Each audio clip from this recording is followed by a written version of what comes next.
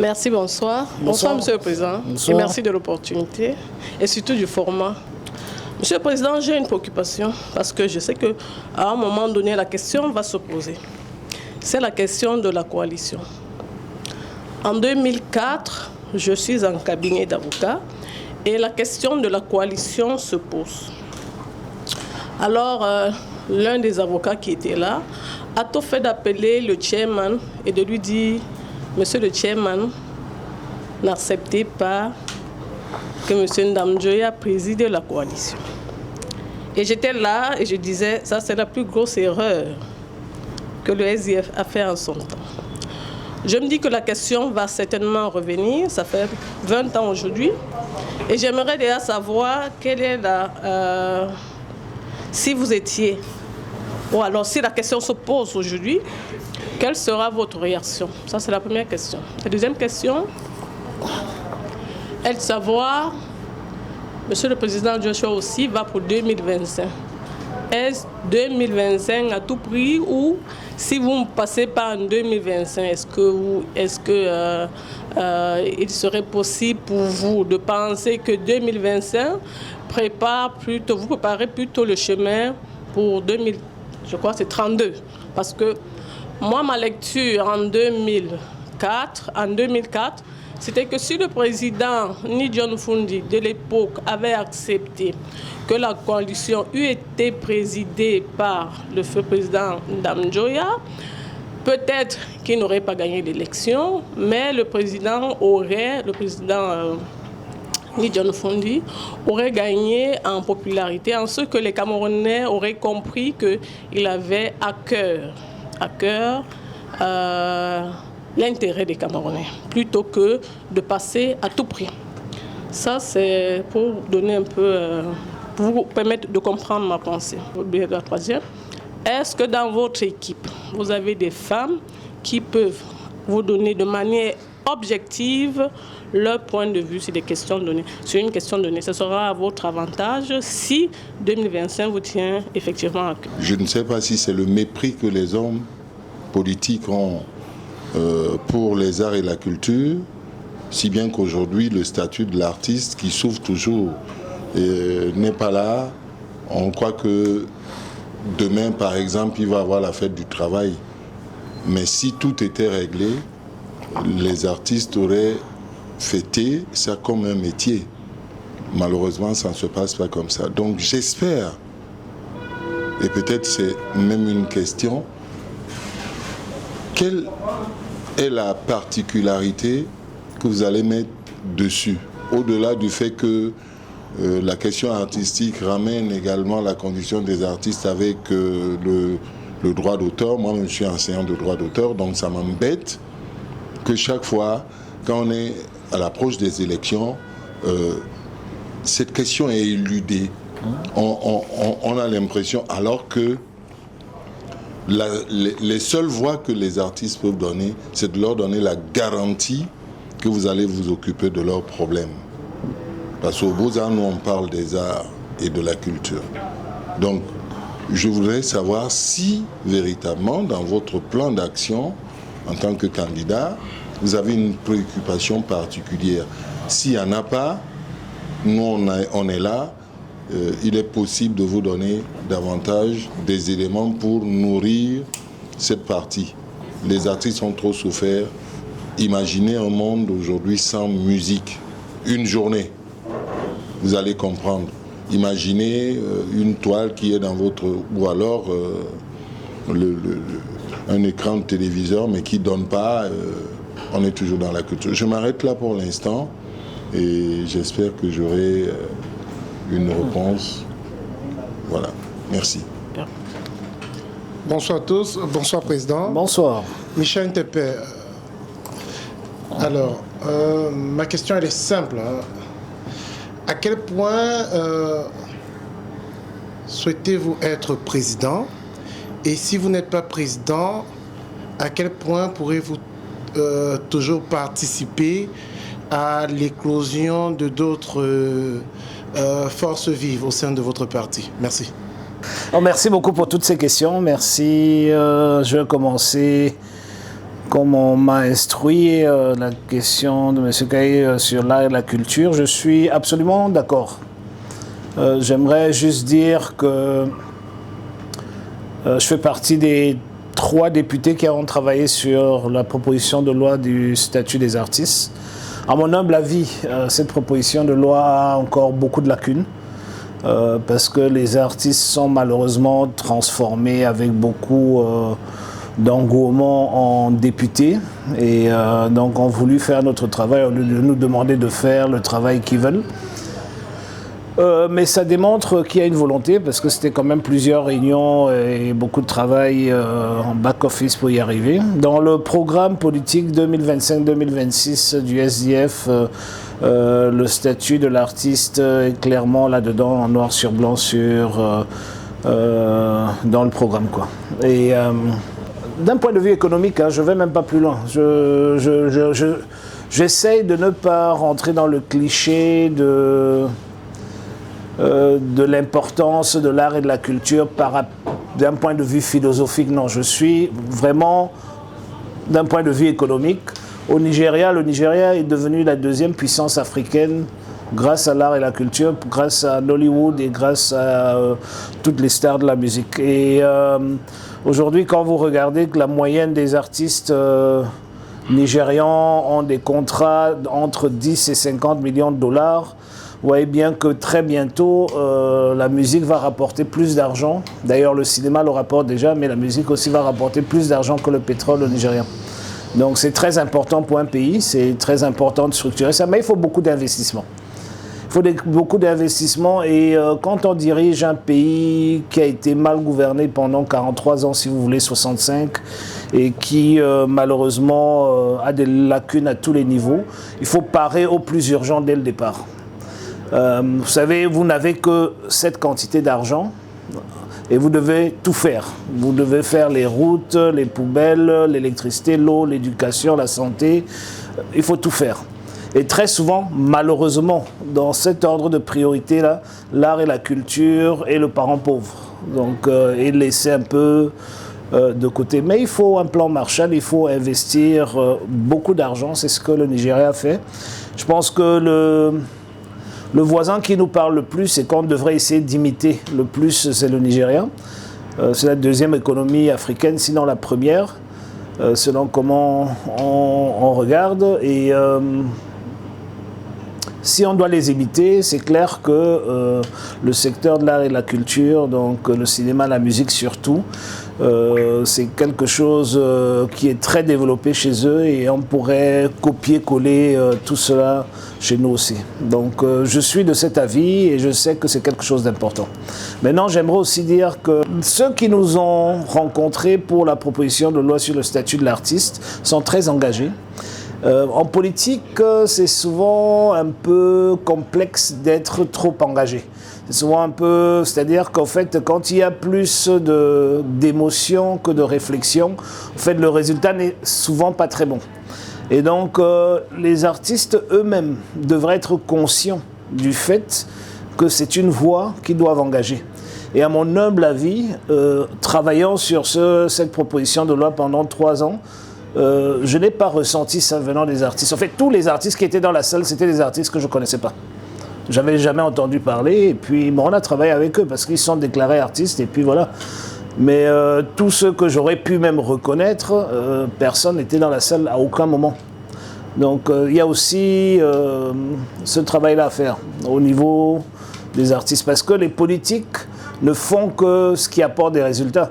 Donc si les gens ne réclament pas quelque chose, si les artistes ne réclament pas le statut à corps et à cri, les politiques ils passent à autre chose et ils ont d'autres priorités parce que les gens crient sur l'état des poubelles, les gens crient sur l'état des routes, etc. Et donc ils vont dans ce sens-là.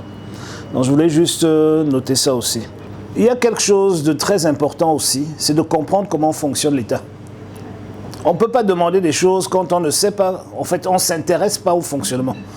Et je le dis pourquoi? Parce que le budget du ministère de la Culture n'a rien à voir avec l'état des artistes ou de la culture, ça n'a rien à voir.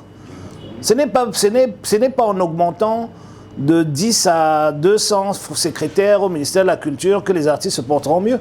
Ce budget, c'est pour payer les secrétaires, les machins, ceux qui sont là, les délégués régionaux, départementaux et tout ça. Cet argent n'est pas là pour faire de l'art et de la culture. Voilà, parce que tous les points of sale de l'art et de la culture, comme les centres culturels et tout ça, ils sont stand-alone, ils sont, autonomes. Okay? Donc, ils ne dépendent pas de ce budget-là. Donc, ce n'est pas là-bas qu'il faut aller regarder. C'est pas la base, parce que si on regarde là-bas, on se trompe complètement. C'est plutôt les mécanismes qu'on met en place pour garantir certaines choses aux artistes. Le statut en lui-même ne garantit rien. Voilà, ne garantit rien si on ne l'accompagne pas avec un statut spécial au niveau de la CNPS pour les artistes, si on ne l'accompagne pas... C'est ça le statut. Non, c'est pas ça. Il y a 4 ans, je ne connaissais pas grand-chose au statut de l'artiste.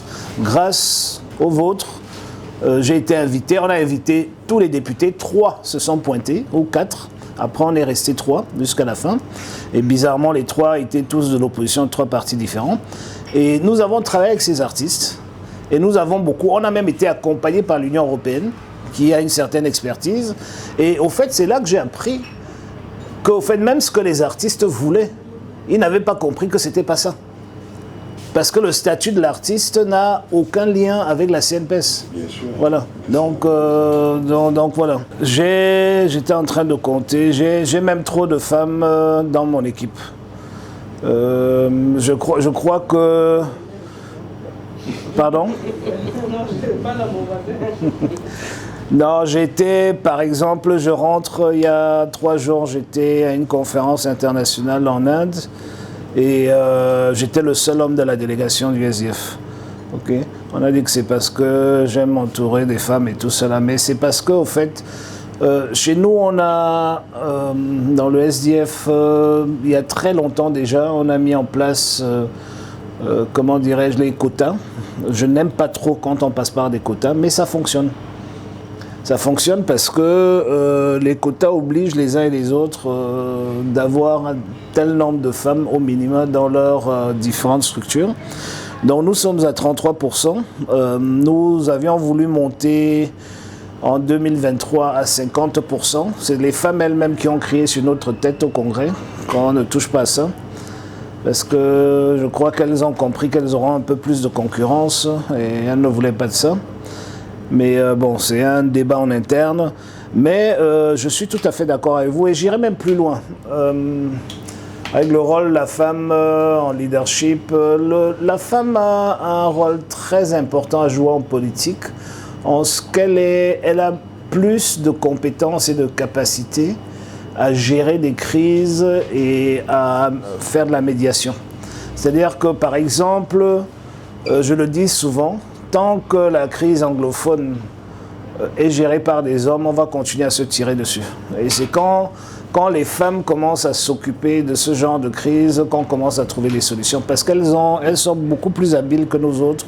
Nous, on a beaucoup trop d'ego, on se cantonne sur des détails qui ne valent pas la peine. Et la femme connaît ce que c'est que la valeur de la vie humaine. Elle sait qu'il faut donner un maximum pour arriver à des situations de paix. Et c'est ce que, par exemple, en Colombie, je travaille avec le gouvernement colombien à ce sujet. Et c'est là-bas que j'ai découvert en Colombie, ils m'ont dit, nous, les gens qui négocient avec les FARC, donc les rebelles, ce sont des femmes. Et on demande aux FARC de nous présenter des femmes dans les négociations pour que ça aille de femme en femme.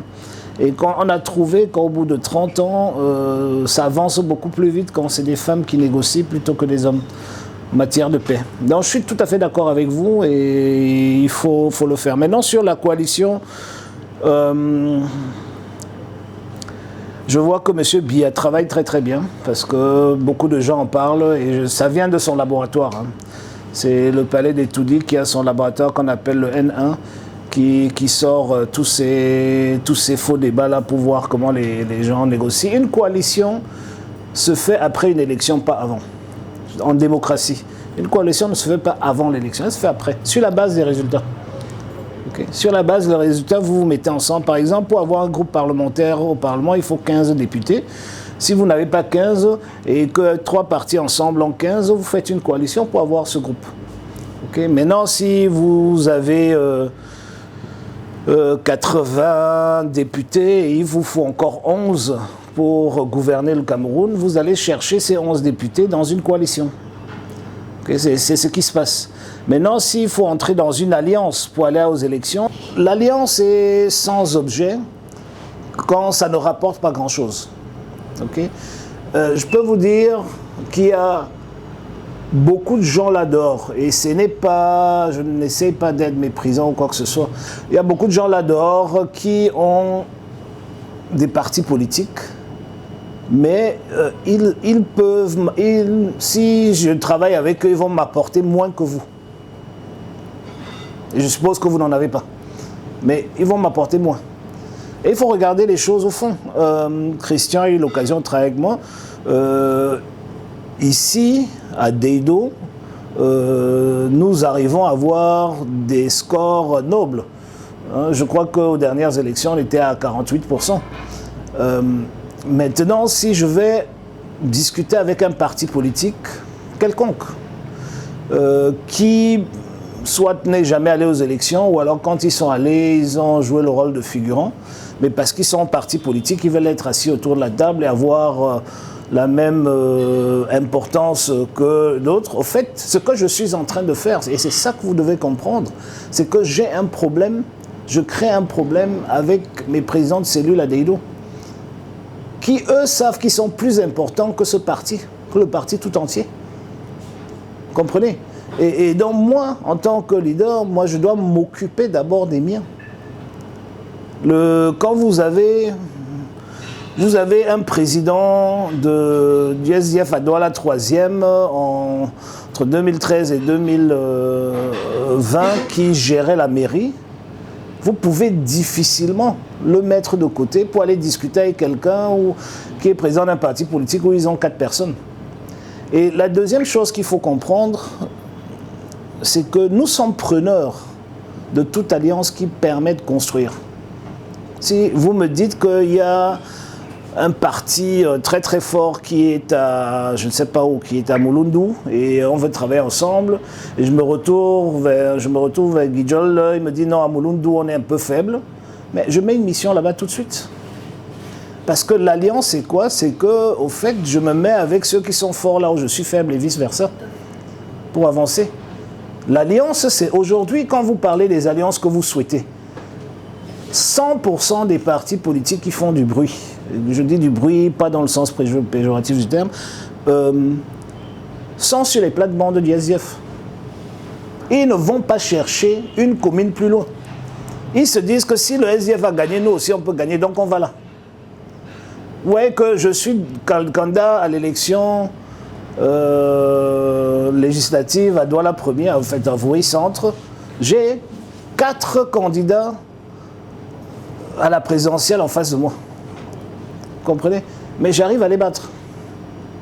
Mais c'est les mêmes qu'on a failli faire une coalition avec ou qu'on a failli faire une alliance avec. Vous comprenez? Mais ils sont tous autour de nous. Par exemple, nous n'avons aucun problème de travailler, par exemple, je prends un exemple avec l'UDC. Parce que nous sommes faibles dans le Nun Bamoun. Nous sommes très forts dans le Nun Non Bamoun, donc à Magba. Et eux, ils sont très forts dans le Nun Bamoun et très faibles dans le Nun Non Bamoun. Et donc, on est complémentaires. Et là, on va vite s'entendre. Mais si je dois m'entendre avec quelqu'un qui va absolument devenir député de Voué Centre, je suis en train de me tuer. Et le parti avec. Donc, c'est ce qu'il faut comprendre. C'est beaucoup plus complexe que ça. Mais fondamentalement, j'aimerais aussi vraiment dire quelque chose qu'on doit comprendre. La seule raison pour laquelle les gens parlent de coalition, ce que moi j'appelle même un aveu de faiblesse, okay, c'est la seule raison, c'est parce que c'est la construction d'une narrative du pouvoir pour justifier l'injustifiable. C'est-à-dire dire qu'ils ont perdu parce qu'ils n'étaient pas ensemble. Okay?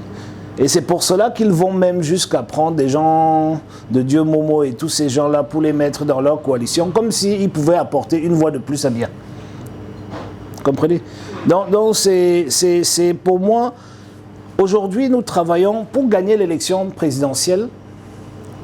il y a un travail préalable à faire. Nous nous sommes assignés d'avoir 96 000 scrutateurs, en fait des agents électoraux qu'on appelle vulgairement scrutateurs, mais en fait c'est des agents électoraux, pour être présents dans tous les bureaux de vote du Cameroun. C'est un travail qui nous essouffle, qu'on a commencé il y a 1 an. On est aujourd'hui un tout petit peu au-dessus du mi-chemin, mais on est très loin de là où on voudrait être. Et vous allez voir que je me concentre là-dessus. Parce que si vous n'êtes pas dans les bureaux de vote, vous perdez votre temps. Que nous nous battons à Douala pour être coude à coude, eux, dans le sud et l'est, tous les bureaux de vote, c'est 500. Le RDPC a eu, dans la Bumba Ngoko et dans le Oignon, a eu 99,9%. C'est venu uniquement du fait que nous étions absents dans les bureaux de vote. Dans le Jai Lobo, 99,99%. Okay. Le 0,01% là venait de Sangmélima Centre. Tout le reste, c'est 500.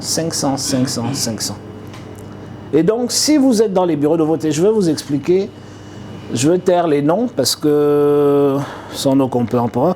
Dans un bureau de vote dans le Jai Lobo, il y a un membre du comité exécutif national du parti qui est de ce village.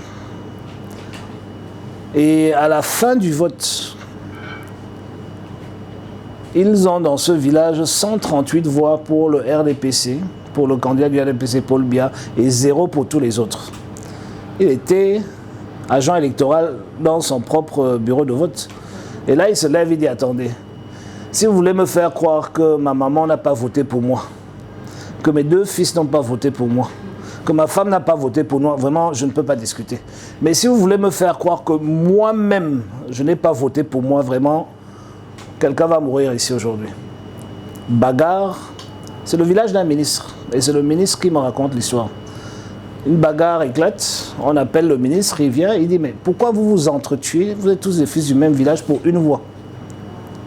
Donnez la voix au SDF. Et le problème, donc il corrige le PV, il donne une voix au SDF. Finalement, il s'appelle Maurice. Maurice signe le PV. Et c'est quand le PV va à Ebolova qu'il comprend qu'il y a un problème. Parce que c'était le seul PV dans toute la commune où le RDPC ou son candidat avait que 138 voix. Tous les autres PV, c'était autour de toujours 500. Donc par la présence d'un seul agent électoral dans un bureau de vote, on a pu économiser 360 voix. Parce que s'ils n'étaient pas là, ils auraient aussi mis 500. D'accord, monsieur le Président, si vous permettez, juste quand j'ai parlé de la présence des femmes, vous savez pas dans le niveau de la parité pour avoir les femmes, j'ai dit des femmes qui peuvent, sur une question donnée, vous permettre d'avoir la bonne perspective. Je ne sais pas, je ne prétends pas être dans l'équipe, non, je le dis parce que la question de l'élection présidentielle en cette année 2025 intéresse tout le monde. Nous appelons le changement de tous nos vœux. Nous n'allons pas le faire avec les armes, nous allons le faire avec les urnes. Et maintenant, donc, s'il y a une astuce qui peut aider un candidat à passer, je trouve qu'on peut la partager. Bien sûr. Pas simplement que le candidat veut bien prendre son nombre de dispositions. Si tout est favorable, la personne passera. Donc, quand je parle de la présence de la femme, je parle de cette dame qui a un sens objectif féminin. Vous comprenez un peu comme de mettre l'expression. Vous savez que la gauche est spécialisée là-dedans. Hein. Donc il n'y a aucun parti politique au Cameroun où les femmes dominent autant qu'à l'intérieur du SDF. Ça, je peux vous dire et vous garantir. Voilà. Maintenant, vous avez fait le distinguo entre la coalition et l'alliance. Sauf que c'est une question qui va... Si vous voulez relancer avec la question, vous allez le faire peut-être le prochain tour. Vous arrêtez avec la personne. Non, mais puisqu'elle a commencé, et c'est une dame, qu'elle finisse, allez-y, maître. Vous voyez quand on met 2 femmes dans la même pièce. C'est l'équité marquante. D'accord, tout le monde. La ligne de plan des questions. Sauf que je vais arriver à lever le doigt. Hein. Voilà. Allez-y. Voilà. Je dirais que pour la question de la coalition et de l'alliance, si ce n'est pas expliqué, chacun ira. Je dis que j'ai gardé ça, ça fait 20 ans que je suis restée avec ça dans mon cœur. Vous comprenez? Et cette question taraude l'esprit de beaucoup d'autres Camerounais comme moi. Donc si ce n'est pas expliqué, on va ramener ce débat et on risque d'avoir le même résultat. Et pour dire que c'est une question qui revient, il faudra trouver, l'utiliser à son profit. Mais maître, je veux aussi vous couper, excusez-moi. Parce que sinon je veux perdre le fil. Je peux vous dire quelque chose, ok? On n'a pas besoin d'expliquer ce qui, à mon humble avis, n'a aucun sens. Ok? La situation, en fait, tout ce qui est fait pour décourager l'électeur n'est que profitable au pouvoir en place. Ok? C'est aussi simple que ça. Donc, si un enfant de 5 ans se rend compte qu'on pose un débat sur la table qui profite à M. Biya, ben, si on vous dit que si l'opposition ne se met pas ensemble, ils ne peuvent pas gagner. Posez-vous la question, pourquoi on vous dit ça? En 92, il y avait combien de candidats? Il y avait 12 candidats. Il y avait 18 et puis 600 sont partis à la dernière minute. Il y avait 12. Ok? Et il y a eu un candidat de l'opposition qui a gagné cette élection. Donc, au Sénégal, au départ, il y avait 53 candidats. Ils n'ont pas eu besoin d'une coalition pour avoir les 68% qu'ils ont eu. Okay? Donc, quand la population sort et décide d'une façon critique de donner une masse critique à un projet politique pour tourner la page, on n'a pas besoin de se perdre du temps. Et c'est pour cela que je me bats contre, par exemple, et je le dis partout où je peux, je me bats contre tous ceux qui tirent sur Elecam aujourd'hui. Et je le dis, même en interne, j'ai des problèmes avec les miens, mes cadres. Je dis, on ne tape pas sur l'organe qui organise les élections pendant l'année électorale. Laissez ça. C'est un faux débat. Okay? Moi, je viens du monde du football. Quand vous voyez une équipe se plaindre de l'arbitre, c'est qu'ils ont déjà perdu le match. Ça ne sert même à rien d'aller au stade. Okay? Même avec un mauvais arbitre, vous pouvez gagner si vous jouez mieux que l'autre. Okay? Donc, quand aujourd'hui quelqu'un se plaint d'Elecam, oh, il n'a pas publié la liste, oh, il n'a pas... Quel est le message qu'il vous envoie à vous? C'est que les élections ne seront pas justes. Et donc, on vous décourage. Et c'est le jeu de qui? Du pouvoir en place. Et bizarrement, par une alchimie que je ne peux pas expliquer, soit c'est de l'ignorance, ou alors... je ne veux pas utiliser d'autres mots, les gens adhèrent à ça. Parce que malheureusement, la nature humaine est attirée par des machins de complot, comment on les appelle, les théories de complot et tout ça. Donc les gens ne regardent que ça. Je vais vous raconter quelque chose. Ici, à côté à Malabo, il y a un jeune homme qui s'appelle Yaya Jammeh. Ok? Il erre là dans les rues aujourd'hui. Il était président de la République pendant 20 ans. Je crois, si je ne me trompe pas, en Gambie. Et il a fait des choses terribles là-bas, hein, parce que son bureau est devenu l'hôpital central de tout le pays et tout ça. Parce qu'il a dit que c'est lui seul, Dieu l'a envoyé soigner tous les Gambiens, machin, machin. Et il n'avait plus d'argent à un moment donné. Et il allait voir les gens pour, on va les appeler comme ils sont. Il est allé voir les Blancs pour lever des fonds. Les Blancs lui ont dit qu'on ne peut pas te donner l'argent si tu n'organises pas l'élection. Il a dit qu'il maîtrise tout. Il a organisé l'élection. Lui-même, c'est son bureau, la présidence qui a imprimé les bulletins de vote. C'est la présidence qui était Elecam. Lui-même, il a pris le budget de l'État pour battre campagne. Il y a un videur de boîte de nuit qui est venu de New York. Il a cru. Il a fait le tour du pays, heureusement c'est un tout petit pays, pour dire aux gens que voici l'occasion unique et rêvée de faire partir ce dictateur. Et il n'a jamais perdu. Okay? Donc, toutes les stratégies pour gagner, laissez-les à ceux... Quand vous êtes spectateur, ne vous occupez pas de la stratégie. Ne vous occupez pas de la stratégie. Quand vous allez voir un match, quand vous allez voir le match du Barça, comme ce soir, ne vous mettez pas à la place de l'entraîneur. Ne vous mettez pas à la place de l'entraîneur. Pardon? J'ai pas compris. Monsieur le Président, c'est un peu difficile pour moi. Non, je dis tout simplement que quand on vous pousse à faire le travail qui est censé être le nôtre, ok, c'est que les données sont faussées. C'est ce que j'essaie de dire, hein, sans autre prétention. Je suis en train de dire que quand je vais voir un match de foot, ok, je veux que la meilleure équipe gagne ou mon équipe que je soutiens gagne. Je n'entre pas dans le match pour dire que mais il aurait aligné celui-là ici, mettre celui-là là, sortir celui-là. Non. Dès que vous entrez là-dedans, c'est que vous êtes déjà du côté des perdants. Vous êtes déjà du côté des perdants.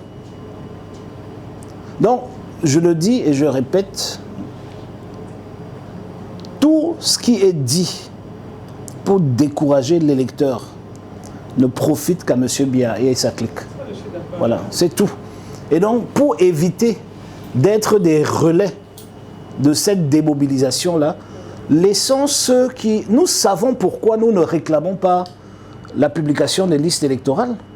Nous le savons parce que nous sommes assis, nous réunissons autant que possible. Et nous nous asseyons et nous regardons et nous disons que si on tente de prendre cette voie, mais on tue notre propre électorat, donc on ne fait rien. On dit, vous n'avez pas publié, bravo, continuons. Personne ne va mourir parce que la liste n'a pas été publiée. Que si elle avait été publiée, ça aurait été un outil formidable pour mieux préparer les élections. Mais comme ils ont refusé de publier, ça fait partie des trucages et tout ça. Mais je ne vais pas aller pleurer en route que je n'ai pas eu la liste. Parce que chaque fois que je pleure, je te décourage. C'est ça que j'ai essayé d'expliquer. Voilà. Le SDF, comme tous les partis politiques organisés, on a une certaine dynamique au sein. Et quand on est dans le leadership d'un parti comme ça, on a énormément de boulot pour canaliser cette dynamique-là dans le bon sens. Vous pouvez avoir, vous savez, j'exagère un peu, vous pouvez avoir Barack Obama qui prend sa carte d'identité camerounaise et il arrive à Douala et il me voit et me dit « Écoute, je veux militer dans ton parti ». Moi, je dirais « Youpi ». Mais quand il entre, sachez qu'il y a 20 qui partent. Parce qu'il vient prendre la place des autres, malheureusement. Et c'est ça qu'il faut manager. Et c'est ça qu'il faut manager. Mais surtout, moi je pense qu'au niveau des relais, je suis le meilleur exemple. Je suis entré dans ce parti juste quand j'avais le droit de vote. Et j'ai commencé par la case prison. Et j'ai été dans pratiquement toutes les fonctions que ce parti a, jusqu'à devenir président national. Et parce que les cadres du parti m'ont tendu la main, et m'ont tenu la main, et m'ont encadré, y compris le chairman John Fundi. Et donc, c'est exactement la même chose que je fais autant que possible aujourd'hui. Bon. On m'accuse que je le fais trop avec des femmes et pas assez avec des hommes. Mais ça, c'est un autre débat en interne qu'on essaye de gérer. Moi, mon souhait, c'est que le prochain chairman du SDF soit une chair lady. Pour vraiment bouger les lignes. Et pour pouvoir... C'est mon souhait. On n'est pas encore à ce niveau. On a eu 2 secrétaires généraux des femmes. Professeur Elisabeth Tamanjong et maître Adeline Jonggang. Mais c'est une responsabilité qu'on a. Et mon souhait, pour revenir à la question de M. Tepe, pour répondre à la question, au fait, ce que je fais, si je donne une longue explication, c'est que je vais éviter le cœur même du point. Le cœur du point, c'est que je le fais par amour. C'est tout. C'est émotionnel. Je le fais par amour pour mon pays, je le fais par amour pour vous. Je dédie ma vie pour qu'on essaye d'avoir un meilleur pays demain. C'est aussi simple que ça. Et c'est pour cela que j'ai aussi compris pendant toutes ces années qu'un des problèmes qu'on a dans ce pays, c'est que ceux qui, parce que beaucoup prétendent être en politique alors qu'ils cherchent juste des paravents, mais que ceux qui sont véritablement en politique, ils doivent se mettre à l'écoute. Parce que quand vous aimez votre population, vous aimez les Camerounaises et les Camerounais, il faut écouter. C'est ça le rôle, et c'est difficile, c'est plus facile de parler que d'écouter. C'est beaucoup plus... J'ai appris des choses, Monsieur Tépé. J'ai fait, pour cette raison, pour pouvoir faire le programme politique que nous utilisons pour 2025-2026, qui sera publié dans quelques jours, officiellement à Yaoundé, lors d'une conférence de presse. On a décidé de toucher tous les pans de la vie camerounaise. Et donc j'ai fait une tournée nationale avec 68 arrêts dans tout le pays. Et à chaque endroit, on voyait d'autres secteurs de la vie sociale. On a vu les Baka, donc ce que vous appelez péjorativement les pygmées. On a vu des éleveurs, des agricultrices, des femmes du marché. Partout on partait, on regardait les mototaximens, les avocats, le JICAM. On a vu tout le monde. Et on a discuté. Et tous ceux qui étaient avec moi, ils ne sont pas restés avec moi tout le long, mais ils venaient me rejoindre et puis se détacher, d'autres venaient. Tous ont été unanimes qu'au fait, ils sont en politique depuis 30 ans, mais ils ne connaissaient pas le Cameroun. Et connaître le Cameroun, ce n'est pas la géographie, c'est connaître les problèmes du Cameroun. Et les problèmes, le plus gros problème des Camerounaises et des Camerounais qui est ressorti de cette tournée. Et ensuite, on a fait un sondage. Et dans le sondage, on a eu le même retour. Le problème numéro 1 de tous les Camerounais, c'est l'état civil et la carte d'identité. C'est sorti partout. Partout. Et au fait, tous ces gens-là qui se plaignent du fait qu'ils n'ont pas de carte d'identité, ou même pire, qu'ils n'ont pas d'acte de naissance, sont exclus de notre causerie, parce qu'ils ne votent pas. Voilà. Donc, je prends l'exemple d'une femme dans le Mungo qui, après avoir discuté comme ça pendant 2 heures, elle se lève et dit « Président, j'aimerais aussi te dire quelque chose. » Je dis « Madame, dis-moi. » Elle dit « Je suis arrivé, je vais taire le nom, c'était à Montbon, je peux le dire. Je suis arrivé ici en classe de première. Je suis venu vivre chez mon frère, qui entre-temps est décédé. En venant ici, là, j'ai perdu ma carte d'identité. Pour refaire la carte d'identité, je dois aller chez moi, quelque part dans la région de l'Ouest. Pour y aller, rien que pour atteindre le goudron, il y a 2 barrages de police. Non, je ne peux pas. Je dis que ça fait 10 ans que je suis en prison ici. Parce que je n'ai pas pu faire le probatoire, je n'ai pas pu faire le bac. J'ai dû commencer à travailler sur les champs. Entre-temps, mon frère qui m'a hébergé est décédé. Je n'ai pas pu accompagner le corps. Et elle dit, mais tous ces gens-là, les dames-là qui se lèvent là pour l'histoire de l'eau, pour avoir l'eau, il faut la carte d'identité. Pour avoir le courant, il faut la carte d'identité. Pour avoir même le champ, il faut la carte d'identité. Et elle me présente sa fille de 4, 5, 6 ans. Elle me dit, regarde cette fille. Elle n'a pas d'acte de naissance parce que je n'ai pas de carte d'identité. Donc vous ne pouvez pas faire un acte de naissance d'un enfant si le parent n'a pas la carte d'identité. Elle me dit, mais voilà le fond du problème. Et si, moi je savais qu'il y avait un problème de carte d'identité, on en parlait comme ça, machin, mais je ne savais pas que c'était aussi profond que ça. Et après, quand on regarde, on comprend beaucoup de choses. Parce que quand on revient de cet exercice, et on regarde les chiffres. Moi, j'aime bien travailler sur les chiffres, m'amuser avec les chiffres. Mais très peu de Camerounais regardent les statistiques. Et il y a une statistique qui est poignante. Je donne des chiffres approximatifs parce que je ne les ai pas en tête. Mais le Parlement camerounais, d'où vient notre malheur ou notre bien-être? Parce que c'est l'institution la plus forte de ce pays, quand je dis forte sur papier, est contrôlée à plus de 95% par le RDPC. Mais devinez quoi? Le Parlement camerounais, le RDPC n'a jamais eu plus que 7,5% des voix de la population du Cameroun. Donc, au fait, 7% des Camerounais décident de notre vie, année après année, et on les accompagne. Voilà les faits. Quand M. Biya a 2,4 millions de voix, sur l'échiquier national, sur 30 millions, ça représente quoi? C'est 7%. Avec permission, je veux juste préciser parce que je suis resté sur ma fin. Alors, j'avais pas fini, hein. Oui, mais bon. J'avais même pas encore attaqué. Donc du coup, ça Vas-y. Alors, deux choses. Premièrement, on peut tout reprocher au régime en place, mais on peut au moins leur reconnaître une chose. Ils nous ont montré ce qu'on ne voulait pas. Ça, ils nous ont appris ce qu'on ne voulait pas vivre. On peut tout leur reprocher. Au moins, ils nous ont dit, il y a les poubelles, nous on n'aime pas les poubelles. Il n'y a pas d'eau, on n'aime pas le fait qu'il n'y ait pas d'eau. Ça, c'est la première chose. La deuxième chose, c'est que ma question, elle va dans ce sens.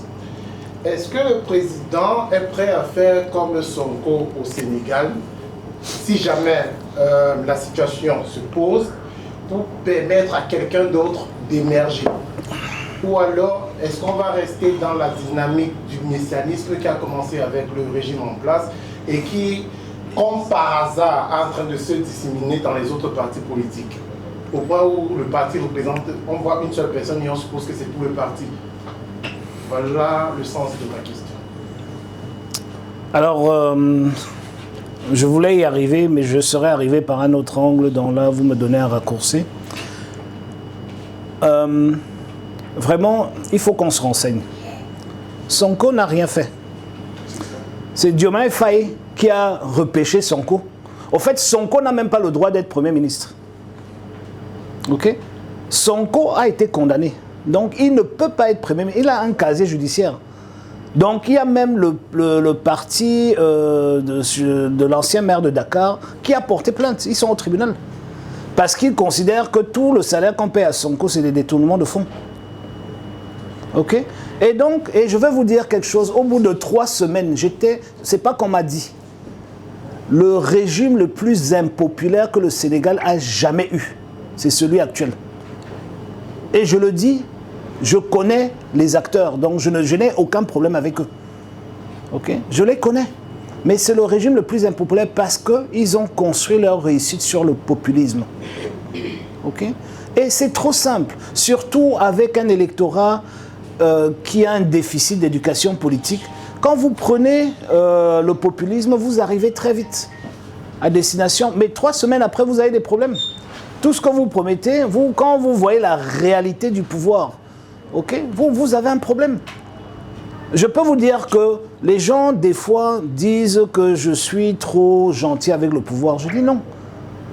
C'est que je suis député dans la commission de finances, je suis questeur à l'Assemblée nationale. J'ai accès à toutes les informations de l'État qui ne sont pas secrets d'État. Tu comprends? Et je connais la réalité de la gouvernance. Donc les gens racontent les choses, ils montent, ils descendent. Il y a une réalité qui est là qu'on ne peut pas éviter, qu'il faut reconnaître. Des fois, les gens font des comparaisons pendant la Coupe d'Afrique des Nations. Les gens faisaient des comparaisons entre le Cameroun et la Côte d'Ivoire. Ils ont tout dit sauf l'essentiel. On a la même économie que la Côte d'Ivoire. La Côte d'Ivoire lève 15 000 milliards pour son budget. Le Cameroun lève 4 000 milliards plus 3. Hein? Non, le reste, c'est les prêts. Le reste, c'est les dons et les prêts. Voilà la réalité. Et il y a aussi beaucoup de prêts dans le budget ivoirien. Mais pourquoi est-ce que les mêmes qui nous donnent de l'argent font le tour du monde avant de nous donner 500 milliards et ils donnent 5 000 milliards à la Côte d'Ivoire? Parce qu'il y a une solidité politique, parce qu'il y a de l'alternance, parce qu'ils ont prouvé qu'ils peuvent faire des élections sans s'entretuer et continuer. Et que même quand ils s'entretuent, après ils se remettent ensemble et ils continuent. Et je suis fondamentalement contre Ouattara, et il le sait. Mais c'est le système qui est en place qui fait en sorte que ça s'avance. Et pour juste parler de moi,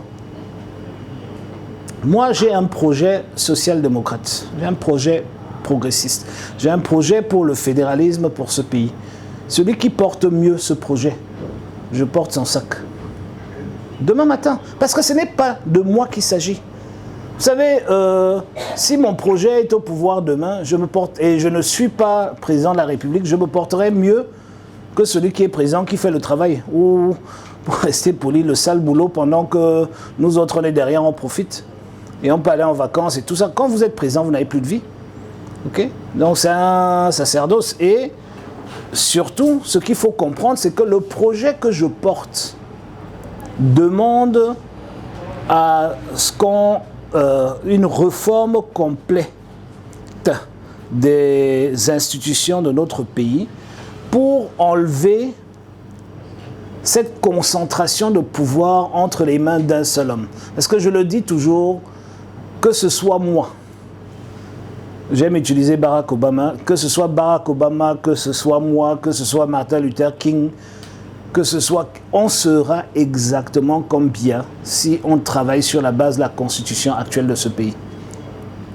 Puisqu'il a tous les pouvoirs. Vous pouvez gérer un pays avec tous les pouvoirs en 1957 quand on était 3 millions de Camerounais. Mais vous ne pouvez pas le gérer à 30 millions, vous ne pouvez pas. Et vous devez, et c'est pour ça que je vais parler un tout petit peu de notre approche. Notre approche est très simple, en fait très simple. Elle a toujours été comme ça depuis 90. Quand nous disons que nous voulons le fédéralisme, on nous a accusés, encore une fois, à madame, le même laboratoire N1 a dit à tout le monde qu'on veut, parce qu'on a le pétrole au sud-ouest, on veut couper le sud-ouest pour partir avec. Okay? C'est faux. Citez-moi les 10 premières nations en Afrique et citez-moi une là-dedans qui n'a pas une organisation fédérale. Ça n'existe pas.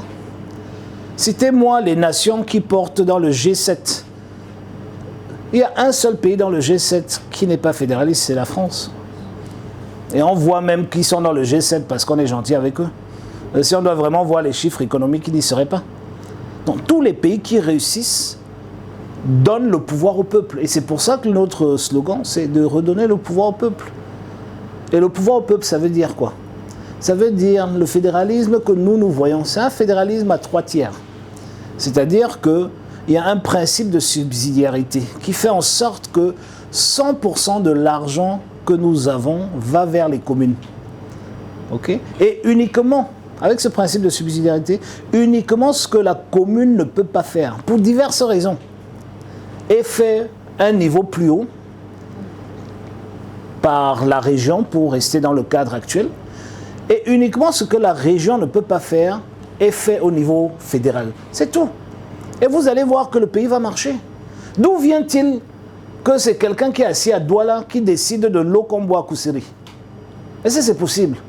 Aucun pays qui marche n'a ce genre de disposition. Aucun. Ici, à côté, au Nigeria, il y a une trentaine de sociétés d'électricité. Au Cameroun, on nous a fait croire qu'un pays, c'est une société. Ça s'arrête là.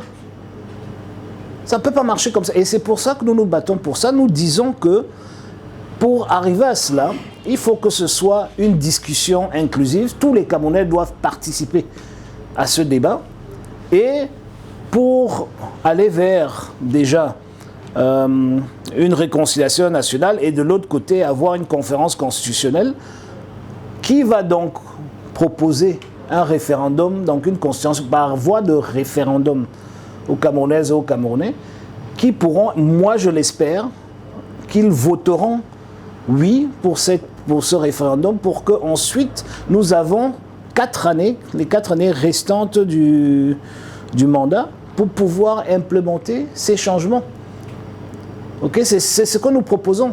Et nous pensons que 3 années pour mettre tout en place, c'est largement suffisant. 4 années pour implémenter tout ce que la nouvelle constitution a décidé, c'est largement suffisant. Et nous sommes conscients que si nous enlevons... Vous savez, au Nigeria, à côté, le Nigérian ne va jamais bagarrer pour qui est président de la République. Parce que le président n'a aucune influence sur sa vie. Mais ils vont s'entretuer pour le gouverneur ou pour le maire. Mais aux États-Unis, c'est la même chose. Vous voyez tout ce que Trump fait là. Est-ce que ça concerne les Américains? Il est avec la Chine, avec le Brésil, avec les Africains, machin. L'Amérique continue de vivre. Parce que le quotidien, dans une fédération, le quotidien du citoyen, c'est au niveau de la mairie, en bas là. C'est là-bas qu'on gère tout. Il n'y a pas de route, c'est le maire. Il n'y a pas d'eau, c'est le maire. Et je prends l'exemple, par exemple, juste pour qu'on reste je prends l'exemple que j'aime bien prendre, l'éducation. Dans ce système, il n'y a aucune raison aujourd'hui que le ministre de l'Éducation de base soit c'est une dame, un homme, soit celui, oui, c'était une dame qui avait, c'est un homme maintenant, c'est le Etundingwa.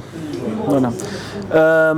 Il n'y a aucune raison que les enseignantes de l'école maternelle de Deidou portent la signature, soit directe ou indirecte, du ministre de l'Éducation de base. Il n'y a aucune raison. Et donc, tout ce qui peut être fait localement par la commune doit être fait localement. Au niveau de l'éducation, on peut imaginer qu'on se donne jusqu'au lycée. Tout ça là, les mairies peuvent gérer.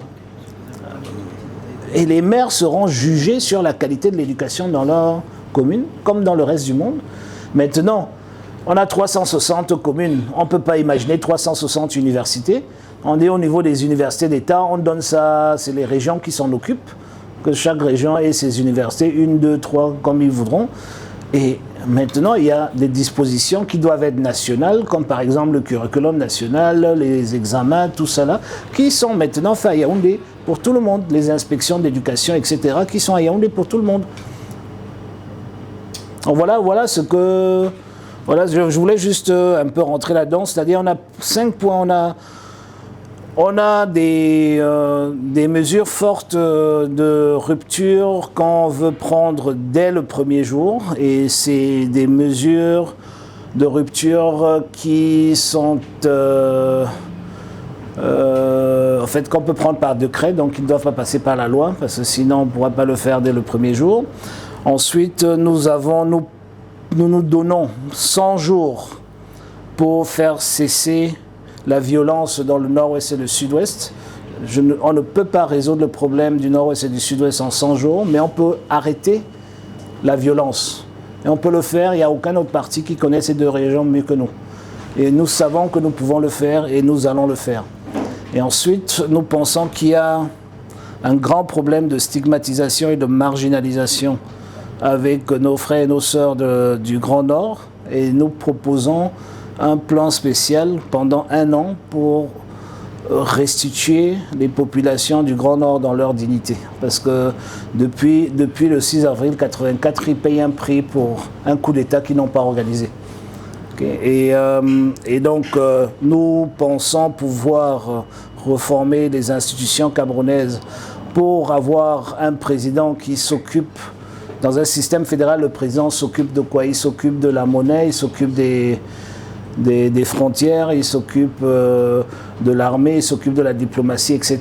Et donc avoir un gouvernement qui s'occupe essentiellement de ce que les Camerounaises et les Camerounais veulent, et aussi un gouvernement local, ce qu'on appelle les communes aujourd'hui, qui font au niveau local tout ce qu'on attend d'eux. Et nous pensons que ça, sur un mandat de 7 ans, 3 ans pour y arriver, 4 ans pour l'implémenter. Et ensuite, nous avons un mandat de 7 ans pour une transformation socio-économique du Cameroun. Voilà comment nous présentons notre projet, notre programme, pardon. Et je voulais juste en parler, comme ça on reste sur ce canevas-là. Très bien, voilà. Merci, Sherman. Je dois préciser que cette première séquence nous a pris 57 minutes d'enregistrement. Je pense que c'est bon quand même. Voilà. Tu as aussi le droit de me couper. Hein. D'accord, merci de me le dire. Je voulais rester poli. Donc voilà. Oui, on va donc continuer avec la deuxième séquence. 3 questions aussi. Donc, et je vous prie d'être succinct, vraiment. Donc c'est possible. Non, il y a déjà levé. Après lui, vous allez prendre la parole. Alors bonsoir à tout le monde. Bonsoir. Moi c'est Bouilin Jor. Je suis assez heureux de pouvoir, pour une fois, avoir un échange direct avec un prétendant à la présidentielle 2025. Cela étant dit, j'aimerais déjà revenir sur ce que le président Joshua aussi a eu à évoquer tout à l'heure concernant Sonko avec le populisme. Mais s'il faut parler de populisme, j'aimerais justement faire une autopsie du SDF. En 2004, aux élections, c'est le défunt chairman qui s'était présenté et le SDF avait eu 17%, 17,40%. 17,40%. En 2011, excusez du peu, Ni Jong-Fundi a eu 10%. Et en 2018, dégringolade, nous sommes à 3,35%. Alors, de la réponse du berger à la bergère, est-ce qu'on n'est pas là donc véritablement dans du populisme quand on voit cette dégringolade? J'aimerais donc tout simplement poser à qui de droit la question de savoir qu'est-ce qui n'a pas marché jusqu'à présent. Toi. Une fois que j'ai fini de le dire, je peux continuer? Oui, oui. Ok. Je répondais à ta question. Ok. Alors, j'ai aimé tout à l'heure le fait d'aller à l'essentiel parce que tout à l'heure les questions étaient quelque peu périphériques. Il était peut-être important de revenir à l'essentiel parce que moi personnellement, si je suis ici, c'est pour que vous me convainquiez de participer ou de donner mon vote aux prochaines élections au SDF. Et vous avez justement parlé de votre programme et surtout du projet de société. Je me suis amusé de jeter un coup d'œil, vite fait en passant. Il n'est pas encore publié. Hein. Ah, bon, en fait, je me suis référé sur celui de 2018. Alors, je pense qu'il n'y aura pas forcément un changement majeur là-dessus. Sauf, il y a sauf beaucoup erreur de de ma changements. part. Il y a beaucoup de Mais je changements. pense quand même que les préambules resteront le même. Vous avez parlé... Non, il ne reste pas le même. Ok, je vais donc évoquer tout simplement ceci. Vous allez me dire que ce n'est pas le cas. Peut-être qu'il y aura autre chose. J'ai décidé de me présenter à l'élection du 7 octobre prochain pour justement apporter à la jeunesse quelque chose de nouveau, du travail. Alors, j'aimerais savoir, est-ce qu'on ne pourrait pas se retrouver finalement, rebelote, avec le discours de M. Paul Biya, le président Paul Biya, qui disait tantôt que la jeunesse est le fer de lance de la nation. J'ai l'impression qu'avec ce discours, le fer en question s'est rouillé. On a même du mal à l'utiliser aujourd'hui. Qu'est-ce que dans le fond, le SDF compte apporter à la jeunesse? Clairement, vous l'avez déployé tout à l'heure. J'aimerais, en 2 mots, 3 mots, qu'est-ce que le SDF apporte à nous, la jeunesse, qui évidemment pourrait être un instrument ou une instrumentalisation pour un discours politicien. Donc voilà un peu la question sur laquelle je voulais établir. Merci. Le populisme, c'est le contraire de ce que tu as évoqué. Okay? Le populisme, c'est quand tu... Merci. Le populisme, c'est la première arme d'un discours populiste, c'est quand on te fait peur. Ok? Donc le fait de chuter dans les résultats électoraux, c'est au fait le résultat de ce populisme contre toi, en général. Ok? Mais je vais l'expliquer de façon très simple.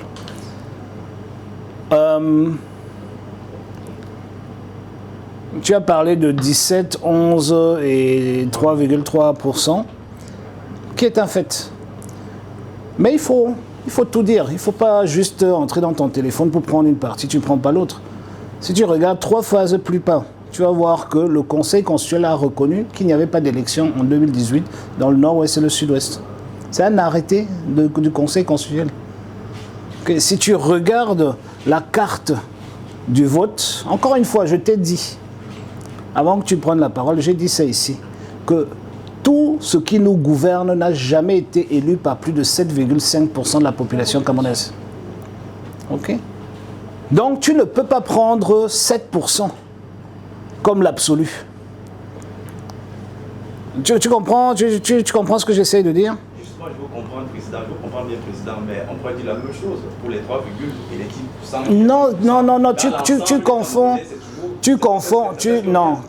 Il n'y a que 7% des Camerounais, de la population camerounaise qui participent au vote. Ok? Et en 2018, il y a 700 000 Camerounais qui n'ont pas eu le droit de voter. Malgré la pression de l'ONU et de l'Union africaine, 700 000 Camerounais n'ont pas eu le droit de voter. Parce que nous avions une circonscription unique et nous avons demandé que ceux qui ont la carte d'électeur, qu'ils votent là où ils se trouvent. Parce qu'il y avait 700 000 déplacés internes. Okay? Et ils n'ont pas voté. L'élection de 2018, dans mon département d'origine, c'est 0,13% des électeurs inscrits qui ont voté. En 2020, nous avons aujourd'hui à l'Assemblée nationale 22 députés qui n'ont pas été élus par plus de 20 voix. 22. Ils ont été élus sur 13 voix sur 18 voix, c'est des circonscriptions. Parce qu'il n'y a pas eu d'élection. Et c'est pour ça que le Conseil constitutionnel a pris cet arrêté. Mais malheureusement, la loi ne permet pas au Conseil constitutionnel de décider ce qui doit se faire par la suite. Et si chaque parti politique a un fief. Donc, si notre fief est en guerre, et ceux qui votent pour nous sont à Bonabéry, sont à Deido, et n'ont pas le droit de voter parce qu'on leur demande d'aller à la guerre pour voter, il est normal que vous ayez ces résultats-là.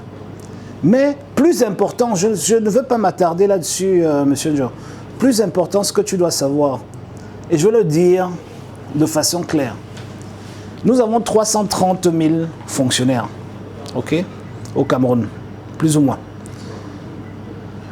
30 000, 10% de ces fonctionnaires-là votent traditionnellement pour le SDF, l'UPC, le MRC, etc. Okay? 300 000 pensent leur carrière est liée à l'élection. Quand vous ajoutez sur les 300 000 là, leurs époux, leurs épouses, et peut-être une ou deux personnes qui arrivent à influer leur maman qui vit avec eux, quelque chose comme ça, vous avez grosso modo un pool de 1 million d'électeurs. Ok? Vous avez le centre-sud et l'extrême nord, dans le Logon et Chari et tout ce qui est au-dessus du Diamari, où M. Biya a traditionnellement 99% des voix. Et cela lui donne en général 1 million de voix. Ok? Maintenant, les 400 000 voix en plus, c'est des voix qu'il vient prendre ici, dans le sud-ouest, dans le littoral, un peu partout. Il prend 50 000 ici, 100 000 là-bas, et ça lui fait ses 400 000 voix. Et ça, c'est un socle qu'il a.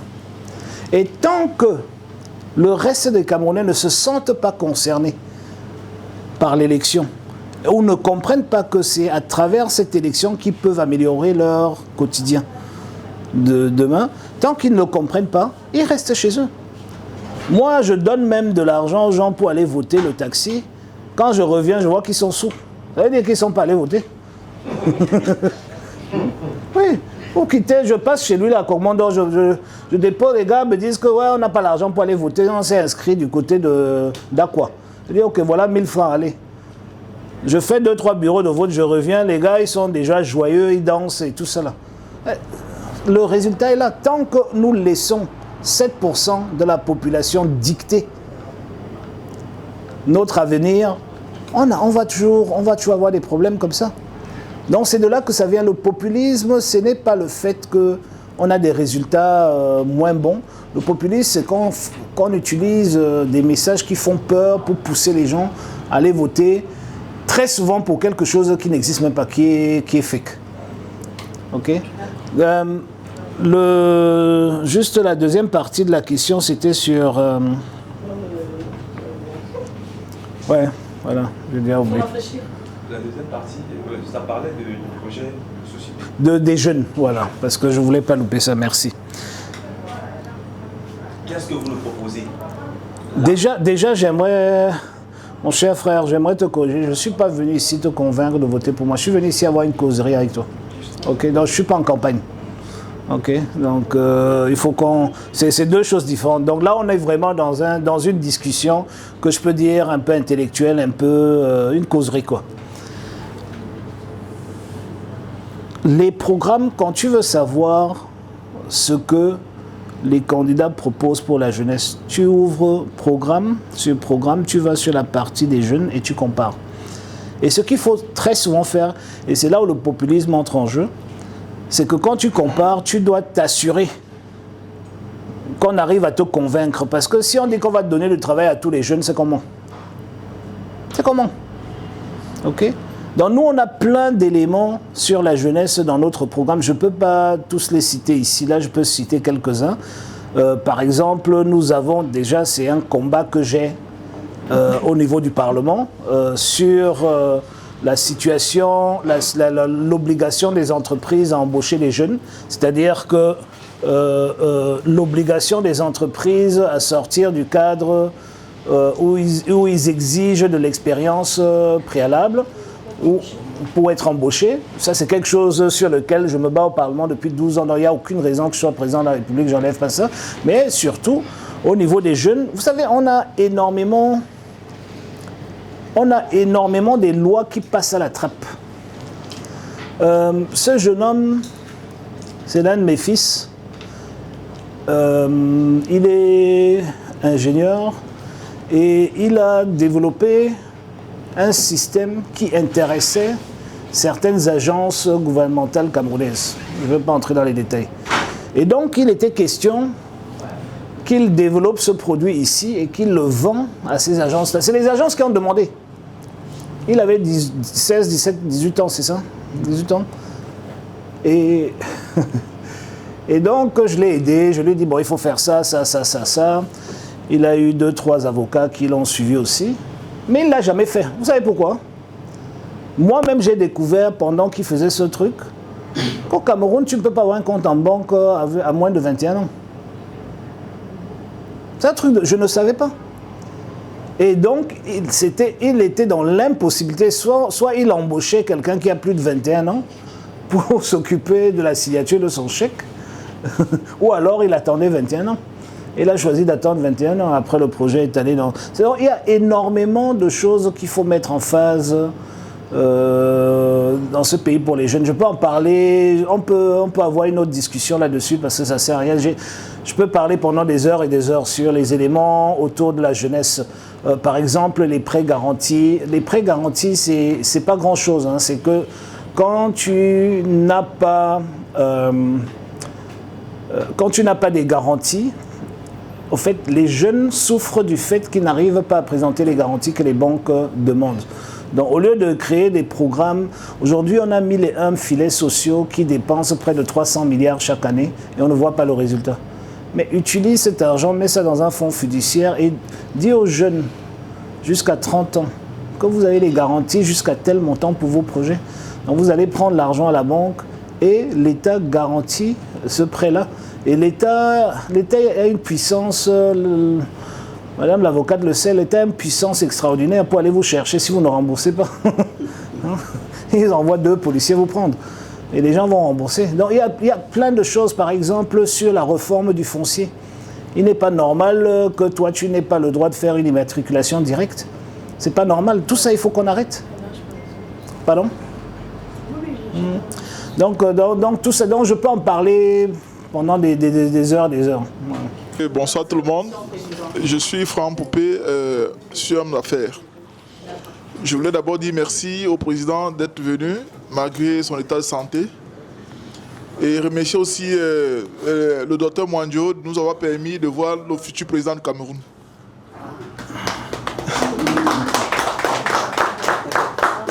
Président, j'ai eu beaucoup de réponses à plusieurs questions qui me taraudaient l'esprit. Mais je voudrais... assez précis, oui. Et je voulais vous poser une première question, la petite. Président, croyez-vous que vous serez président de ce pays le mandat de 2025, les élections de 2025? Pardon, je n'ai pas compris. Croyez-vous que vous serez président? Ah, croyez-vous? Oui. En 2025. Et je me posais aussi une autre question. Pourquoi ne pas demander un seul mandat et organiser le Cameroun et puis partir? Merci, c'est tout. On nous dit d'être très bref, même si j'avais plusieurs préoccupations. Alors, je veux d'abord m'arrêter sur la décentralisation, Président. Vous en avez parlé. La dotation que l'Assemblée nationale a arrêtée est de 15%. Vous me direz le contraire si je me trompe. Mais je veux rappeler que la décentralisation qui a été adoptée par le gouvernement actuel est la reconnaissance de l'échec de la centralisation.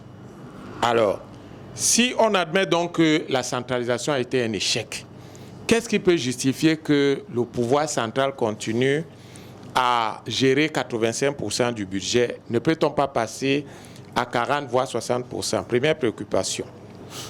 Très rapidement, deuxième préoccupation, quels sont les grands axes pour la réduction du train de vie de l'État qu'on accuse vraiment d'exagérer? Le temps nous manque pour aller dans les détails. Et puis, je terminerai par les réformes institutionnelles dont vous avez parlé. Alors, je termine par les réformes institutionnelles dont vous avez parlé. L'opinion tient en bride au moins 2 institutions qu'on juge budgétivores. En premier, le Conseil économique et social, où apparemment le poste de président est monarchique, voire inamovible. Alors, est-ce que vous pensez maintenir cette institution si vous êtes toujours là? Je poserai la même question par rapport au Sénat. Est-ce qu'on ne peut pas rester avec l'Assemblée nationale qui peut légiférer sans cette autre institution? Enfin, toujours sur la réforme institutionnelle, la réforme institutionnelle, merci. Je voudrais demander si vous pensez que c'est le Conseil constitutionnel qu'il faut en lieu et place de la Cour constitutionnelle qui, dans d'autres pays comme le Sénégal et le Bénin, ont montré plus de succès. Merci beaucoup. Merci. Puisque la première question de cette série avait déjà été, on va dire comment, le président a répondu. On va prendre une troisième question. Monsieur au fond, pour clore cette série, oui. Très bien, merci. Je préfère me lever, Monsieur le Président. Je suis Christian Bichoka. Généralement, je ne manque pas souvent d'occasion de me déplacer pour ce genre de café. Je vous ai rencontré une seule fois, c'était à l'aéroport de Yaoundé, pour un vol Yaoundé-Douala. Et je vous remercie pour votre simplicité. Donc, je commence par 2 points. Votre simplicité, c'est si vous pouvez plus rappeler de moi, mais également votre courage et votre bravoure. Parce que être candidat à une élection présidentielle au Cameroun, ce n'est pas donné. Donc avant de vous fustiger et de tirer sur vous, il faut un peu d'honnêteté intellectuelle et dire vraiment bravo pour aller auprès des Camerounais, dire ce que vous pensez et recueillir leur vote. Mais une fois que je l'ai dit, je voudrais revenir sur la popularité. On a parlé du populisme. Moi, j'ai une question sur la popularité. J'en ai 6. 3 sur la forme, 3 sur le fond. C'est pour ça que j'ai fait mon déplacement. Donc, la première sur la forme, on va parler un peu de la popularité. Et vous avez dit que vous aimez les chiffres. Vous êtes passé sur un plateau télé il y a 2 mois chez votre amie Valérie Ndongo. Et en 2 mois, vous avez fait, j'ai regardé, 40 000 vues. C'est déjà un très beau score. Je vous félicite pour ça. Votre vis-à-vis, le professeur Baïbek, est passé aussi. Et j'ai vu, en 1 semaine, il a fait 38 000 vues. Alors, est-ce que vous ne pensez pas que vous, le candidat du SDF, vous êtes en crise de popularité? Quand on sait que vous-même, vous avez dit sur une interview que les jeunes d'aujourd'hui, c'est les jeunes NTIC, etc. Et je suis sûr que vous êtes de ceux qui pensaient que c'est à travers les NTIC qu'on va ramasser davantage de voix. Donc, première question, est-ce que vous ne pensez pas que vous êtes en crise de popularité? Deuxième question, rapidement, pourquoi vous fuyez les débats télévisés? Nous sommes des fanatiques des débats du dimanche. Je ne vous vois jamais sur un plateau de télé. Je vois vos représentants, pas vous. Et enfin, troisième question sur la forme. Vous avez dit durant une interview avant les élections de 2018 sur Africa 24, c'était Babylas Bouton, vous lui avez dit il y a une différence entre gagner les élections et exercer le pouvoir. Parce que vous avez demandé quelles leçons retenez-vous de vos différents échecs avant 2018 et vous lui avez dit cette phrase-là. Et moi, je vous demande, d'ailleurs, en 2018, vous n'avez pas gagné. Cette fois-ci, quelle est la touche spéciale que vous allez apporter? Quelle est la garantie que vous donnez que vous avez ménagé aucun effort pour que le SDF, au soir d'octobre ou au début novembre, se retrouve, n'est-ce pas, au palais de Touji? Je m'arrête à ce plan, sur le plan de la forme. Merci beaucoup. Allez-vous stopper 6 questions quand même de... 3 d'abord. Merci. Donc voilà. Alors merci beaucoup, merci pour les propos aimables. J'aimerais juste qu'on ne se perd pas. C'est très important dans ce genre d'échanges. Et c'est aussi très important d'avoir une compréhension des choses un peu plus exactes. Les algorithmes, je suis très content des statistiques que tu as présentées par rapport à Valérie Ndongo. Pour la première, c'est comment dirais-je, c'est une publication de Valérie Ndongo et elle n'est pas de moi, donc tu ne peux pas me comptabiliser, en fait tu ne peux pas me rendre comptable de sa performance, c'est lui que les gens regardent, c'est pas moi, c'est moi qui étais son invité. Mais au-delà de ça, ça démontre à merveille qui est dans le populisme et qui n'est pas. Voilà, vous avez vous-même répondu à cette question. Les algorithmes aujourd'hui, que ce soit Facebook, donc, bref, toutes les plateformes Meta et toutes les autres, travaillent sur cela. Vous savez, pour gagner de l'argent, les réseaux sociaux ont besoin de vous garder, ont besoin de garder votre attention. Et les robots, je les appelle ainsi pour la compréhension, donc les algorithmes de l'intelligence artificielle qui sont en back-office, qui travaillent tout ça, au fait, ils comprennent très vite quel est le genre de message avec des essais qui attirent l'attention plus longtemps et les genres de messages qui n'attirent pas l'attention très longtemps. L'exercice qu'on fait ici, là, vous mettez cet exercice sur Facebook, vous aurez 3 vues. Okay, vous aurez 3 vues. Parce que ça n'attire personne. Personne sur les réseaux sociaux ne veut réfléchir. Personne sur les réseaux sociaux ne veut comprendre. Il veut voir une vidéo, il prend sa conclusion en 3 secondes et puis c'est bon. Et c'est pour cela que tu vas voir que le top 50, je ne dis pas 10, le top 50 de l'engagement sur les réseaux sociaux au Cameroun, c'est des mauvaises nouvelles. Mettez une vidéo d'un accident horrible sur l'axe lourd. Vous aurez les 40 000 vues là en 1 heure.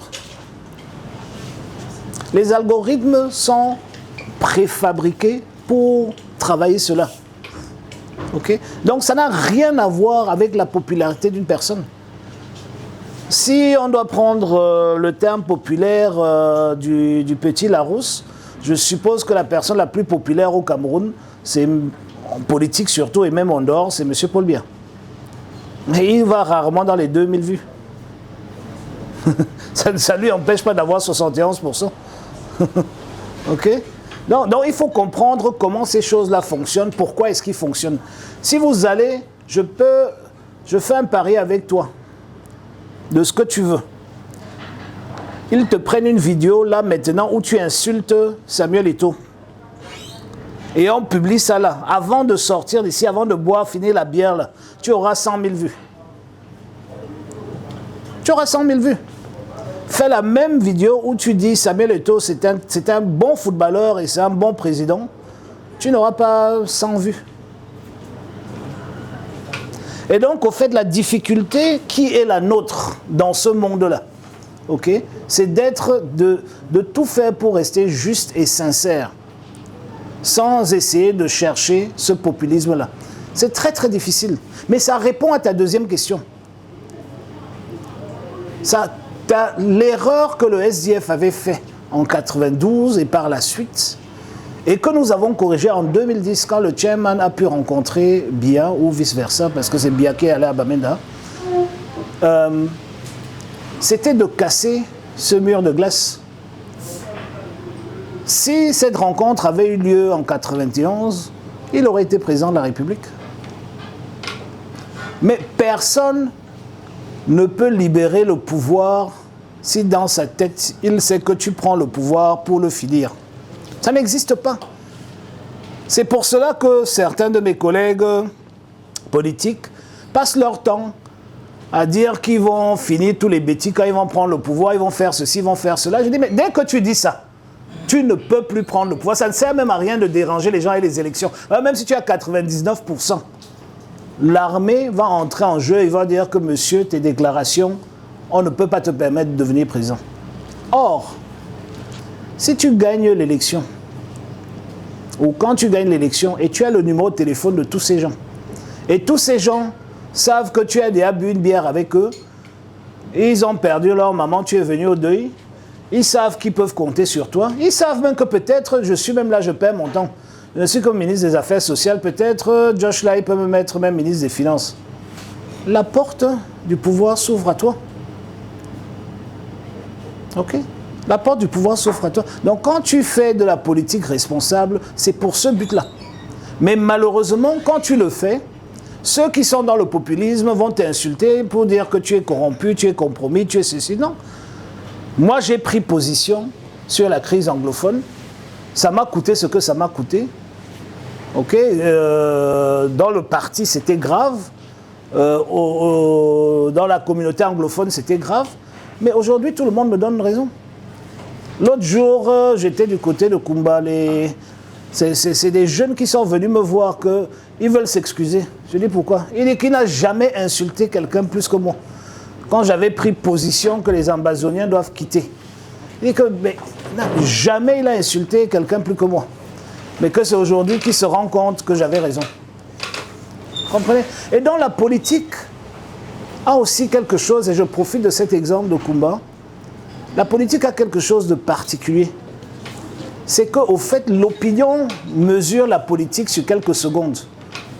Or, les effets de la politique ou l'investissement politique se mesure dans des années, des dizaines, des vingtaines d'années, voire 30 ans, 40 ans. Okay? C'est bien après qu'on voit ce que les décisions... Et donc, quand on est dans ce bulle populiste, malheureusement, on s'accroche sur l'immédiat. Et l'immédiat n'existe pas en politique. Je vais vous prendre un petit exemple. Je crois que c'était Bush qui a fait son discours de l'état de la nation et il a annoncé que le crime a baissé de 20%. Et il était très fier. Et certains universitaires sont allés disséquer ces chiffres, encore une fois les statistiques, et ils sont revenus, ils ont dit, mais Bush raconte sa vie. C'était Bush Junior. Que le crime n'a pas baissé parce que Bush a plus de policiers. Le crime a baissé parce que 20 années plus tôt, Bill Clinton autorisait l'IVG, l'intervention volontaire des grossesses. Et ces universitaires-là ont démontré que 65% des prisonniers américains pour crimes violents avaient grandi dans une famille monoparentale. Et donc, dès que tu réduisais le pool de familles monoparentales, au fait, tu réglais un tout autre problème de criminalité. Et c'est ça la politique. C'est ça qui est fabuleux avec la politique, c'est qu'au fait, personne n'a remercié Bill Clinton, alors que c'est grâce à ses actions que tout ça est arrivé. Donc vraiment, je voulais juste parler de la crise de popularité dont tu penses, elle n'en est rien. Nous ne pouvons pas nous baser sur ces algorithmes-là pour mesurer la popularité. En plus, il ne s'agit pas de popularité, il s'agit plutôt d'être pertinent. Tu vois? Et tu peux être l'homme le plus populaire, et d'ailleurs on le dit souvent, plus tu es populaire en politique, moins bon tu es.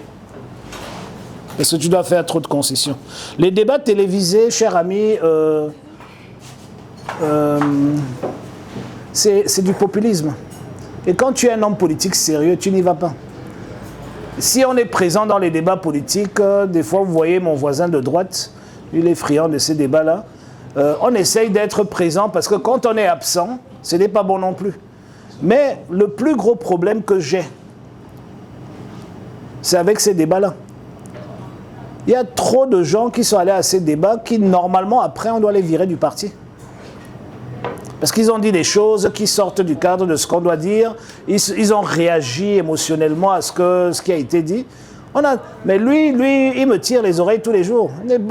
Le monsieur-là ne doit plus aller à la télé. Je dis, mais il y a la liberté de parole. Il faut qu'on le gère, qu'on l'encadre. Okay? Mais moi, je n'ai pas le droit d'aller à un débat télévisé. Pour une simple raison. Au niveau de l'Assemblée nationale, je suis membre du bureau. Et donc, je ne peux pas faire un débat avec d'autres personnes sur un plateau qui ne sont pas de ce statut-là. C'est pour ça que vous ne verrez jamais un ministre non plus. Okay? Donc, si vous faites un débat en tant que questeur, j'ai rang de ministre d'État. Donc, si vous mettez d'autres, même ministres tout simples ou qui ont rang de ministre, je vais faire le débat. Il n'y a pas de problème. Ou si, comme on est en élection présidentielle, si vous faites un débat avec les autres candidats sérieux, mais je vais aller au débat, moi, je n'ai aucun problème. Le problème, c'est que je représente une institution, j'ai la signature de cette institution. Je ne peux pas aller m'asseoir, excuse-moi de dire ça comme ça, avec le premier venu, pour commencer à parler des choses de la République. Ça ne se fait pas. Pardon? Pardon? C'est même ça, il y a beaucoup de... Oui, oui. Et puis juste avant que tu me coupes, tu sais, quand tu es à la tête d'un parti politique sérieux et que tu as des responsabilités républicaines sérieuses, il y a des choses que tu peux dire et des choses que tu n'as pas le droit de dire. OK? Par exemple, je prends un exemple très simple. On est ici à Deido.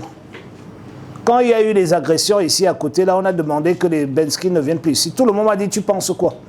OK? D'un point de vue économique, c'est une mauvaise décision. D'un point de vue sécuritaire, c'était une bonne décision. Or, c'est un seul Benskiner qui a tué quelqu'un. Ce n'est pas les 100 000 Benskiner de la ville. OK? Donc, mais c'est des choses que tu ne peux pas aller en public dire. Pour le dire autrement, dans la ville de Douala, 50% de la population est contre les Benskiner, l'autre 50% est pour les Benskiner. Donc, tu ne peux jamais dire quelque chose de juste. Quand quelqu'un n'a rien à perdre, il ne représente rien. Il vient à la télé, il insulte les Benskiner ou il les encense. Vous êtes à ce plateau, vous ne pouvez rien dire. Ça, vous savez, même si un Benskiner t'a connu avant d'arriver à la télé, si tu dis qu'il faut arrêter les Benskiner, mais tu auras une émeute en bas de l'immeuble en sortant. Oui. Oui, mais sans vous c'est pas moi le modérateur. Hein. Oui, madame la modératrice. 30 secondes. Sans vous couper, monsieur le président. On a quand même vu des ministres d'État sur des plateaux pluriels. Le professeur Jacques Famen Dongwe, ministre d'État. On a vu... Il y va comme... Sous une autre casquette. Comme communicant, pas comme ministre. Il a le même rôle que lui chez moi. Mais il n'en demeure pas moins qu'il est ministre. Et il n'a pas le droit... je parle des débats. Et je comprends, oui. Et pendant ces débats, il n'a pas le droit d'engager le gouvernement. Je suis d'accord, monsieur le président. Mais il est quand même ministre, même s'il n'y va pas en qualité de ministre.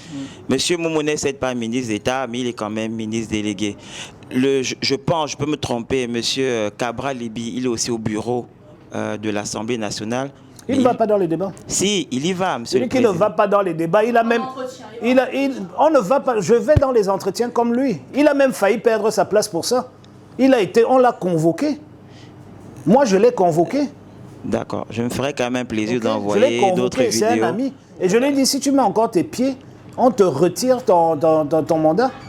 D'accord, merci, monsieur. Donc, je peux te dire avec assurance qu'il n'y va plus. Il y allait parce qu'il était dans cette fougue-là. Mais tu ne peux pas engager. Tu te rends compte, si un membre du bureau de l'Assemblée nationale dit une connerie qui engage le pays, toi-même, tu as un problème. Parce qu'on ne peut plus changer après. Toi-même, c'est-à-dire que, je ne sais pas, slip of the tongue, comme on dit en anglais, ça sort comme ça sans que tu ne contrôles. Et quand tu as dit, tu as dit. Et c'est fini. Et tu as l'autorité de l'État. Donc, pour ton dernier point, j'étais un peu long. Le dernier point, c'était la touche spéciale pour prendre le pouvoir. J'ai commencé par là, donc je pense que j'ai bien répondu. Monsieur... si je crois en 2025, je crois plus très fermement. Je n'ai absolument aucun doute pour diverses raisons que je ne vais pas étaler ici. Mais je pense que si vous me posez la question, jamais toutes les étoiles ont été mieux alignées qu'aujourd'hui. Et donc j'y crois fermement. Vous avez demandé pourquoi je ne vais pas pour un seul mandat. Je veux vous dire, dans l'histoire de la politique démocratique, il ne faut pas que les gens viennent se présenter avec un mensonge. Okay? Nous avons dit que pendant un mandat, voilà ce que nous allons faire. Si nous venons dire que nous ne voulons qu'un mandat pour le faire, c'est que nous sommes en train de tromper le peuple. Okay? Parce que un parti politique est créé pour gagner des élections et rester au pouvoir. Un parti politique n'est pas créé pour quitter le pouvoir. Ok? Donc, Pardon? Pardon?